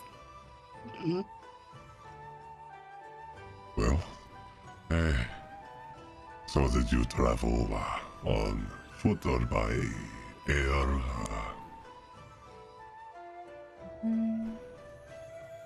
You'll see. I will. All right, I will follow. Was Squire able to find an entrance back to the sewers? I'll relay what Gordy told me about it being like a 10-minute walk. Yeah, the closest one's about 10 minutes away. Awesome. Yeah, go that way. All right. So easily enough, no real obstacles on your way back. You make your way into the Hanabi district. There is the Honatachi do kind of like look and have a bit of curiosity as to why you have a tied up Dacian, and then they recognize the Dacian and are like, nope, not our business, and let you guys pass through. You have a rat problem. Yeah, and eventually I know he's in the house, but he's considered a rat to him. And and make your way to the sewer entrance. It's more of like a gate, a grate, than like a proper like sewer disc that you'd see on like roads and stuff. It's more of a gate, and so it's rather easy to open as you just get your fingers in it and throw. I'm assuming you throw him down into the sewer, and from that entrance there is about a 25-minute walk to where Pa is sitting and resting. Oh, this is the ace. You have many skeletons, and they are all very different. Mm-hmm. Hi, Pa. He kind of rattles and not like he doesn't go rigid, but he kind of tenses up in a way of like I'm awake now rather than I was asleep. And begins sitting up. Vulcan, if you would like, since I don't believe you have yet, if you would like to make a history or religion check for this skeleton. Sure. Here. While he's doing that, I'll be right back. I want a drink. Okay. 8. Alrighty. Yeah, he's a pretty big skeleton. This is a big skeleton. Yes. Nice to meet you. And kind of nods at you. There's a little bit of a rattle, but you can't really decipher what was said, if anything. And he does this large hand that, honestly, if he tried to, could probably grasp your whole head in it. Just kind of plucks Arubet from your grasp if you let him. Yeah. And you see him open his mouth and drop Arubet to kind of rest on the inside of his lower jaw, just inside his mouth. And then kind of looks to the rest of you in a way that's like, are you guys ready to go?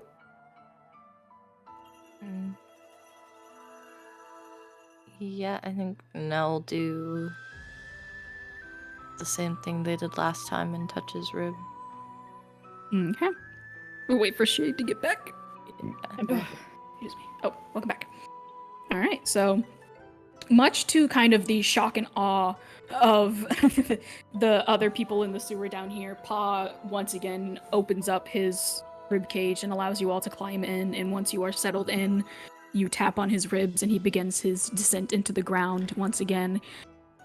It is another 10-hour journey, and similar to last time, at about hour 8 or 9, a large hole rips in the little transparent barrier, and I need everybody to make me Constitution saving throws, please, as you are bombarded with Oh no. Constitution, as you are bombarded with dense earth.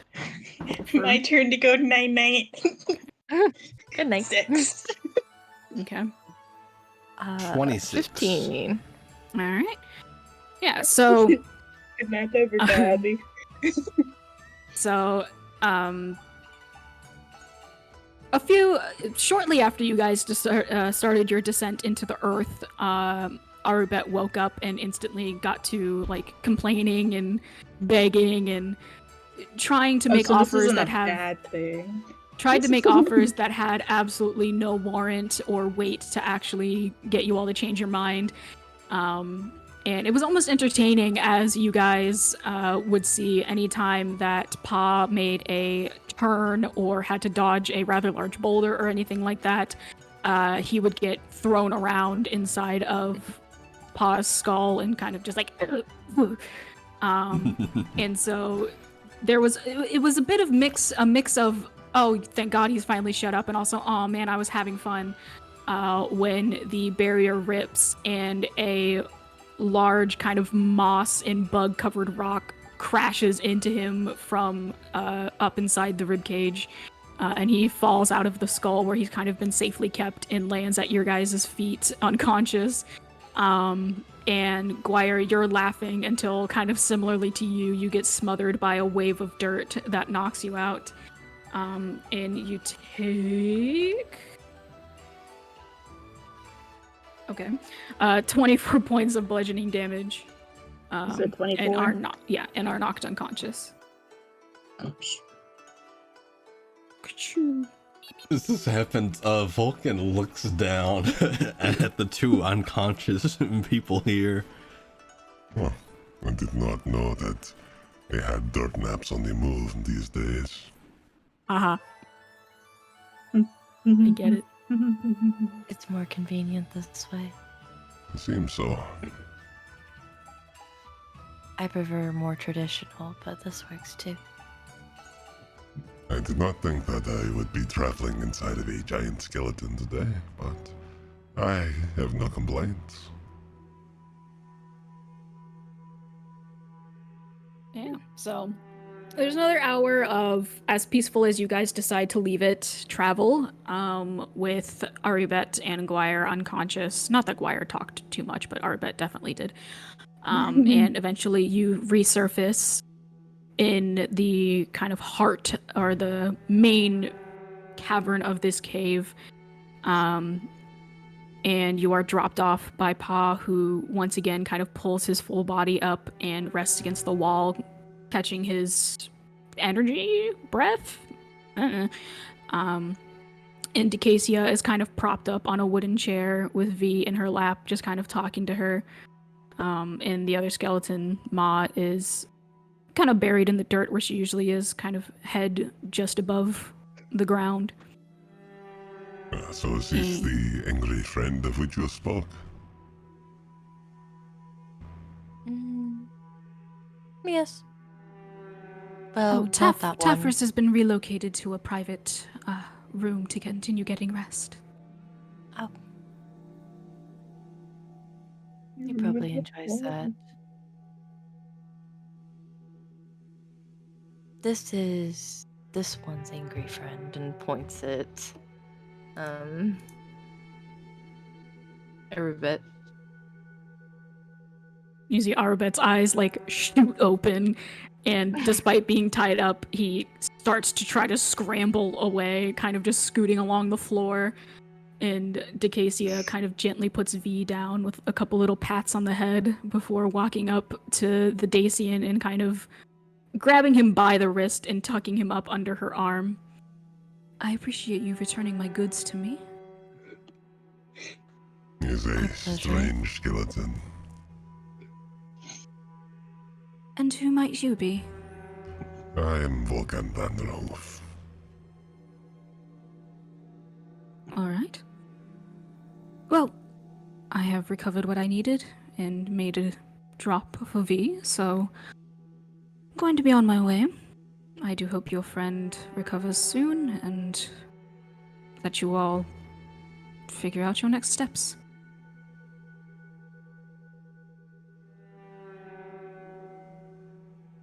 So this is the cave of which you spoke. Yes. This a nice cave. It is a nice cave. Probably one of the best caves I've ever been in. Beats the sewers back home. You hear like a prideful rattling of bones as Ma kind of shifts in the dirt a little. Love that. Nell will grab Guire and assuming that it's the same situation, get up, drops you back into the dirt. Are you awake yet? So Guire, I will need you to roll a d10, please. A D10. Yep. D12. It's always fun finding my D10. It looks like a spinning top. Eated them. It's an 8. Alright, so taking off the 1 hour you guys had left of your travel, it takes about 7 hours for you to wake up. But before that happens, I think that is where we will end for tonight. I just wanna add while that's happening, Vulcan will look down at Guire and then over at Nell. Does your friend need mouth to mouth? Do you think they are dead? Very dead. Guire I doesn't think breathe, we'll so be Yeah, I don't breathe. Vulcan doesn't know that. So you don't even hear, I look like a corpse. yeah. The best part is I also feel like a corpse. I am a corpse. Be what you are on the inside, dead. I am. Dude, I am not Just only like dead, but I Azura. am surrounded in death. Love that for you. Thank you. But yes, Do I not think- the dead talks to me. I think that is where we will end. So that way, next session, hopefully everyone will be here and we can Heck pick up yeah. with everybody being awake and move Yeah. in and If schmooze not- around. If not, I take the opportunity to draw a mustache on Tafris. Fair enough. And say you could have done that before you left if you wanted. Nah, didn't think about it. Tafris is gonna wake up and be like, who the fuck is this? Leave. Romulus died. He went to the big old rat cave. But yeah, I hope you enjoyed your little escapade. That's not the word. Your trip to the capital. Excursion. Excursion, that's the one. To the capital. You're free to return there if you Yeah. ever want to, since you actually got away without causing a scene, surprisingly. That we We know weren't the of. one. Yeah. We weren't the one who caused it this time. True. No, you were not. And that person was already in trouble, so it's fine. That's not our fault. It's like, we're heroes. God, we gotta go back there. We gotta go fix that. Yeah, we gotta go change that. We gotta go change that. Yeah. Can't have Give me that back my reputation. bird! Ever. Yeah, that bird's fucking gone. It's the cabbage guy. It's the cabbage cart guy. My bird. Oh. We go back to He rolled Tafris. a super high stealth to hide from you guys, but then the Man. animal handling to get out of there did not go well. No. So, He's trying to ride the bird. yeah, he's small, man. Oh. He gives me Montague energy.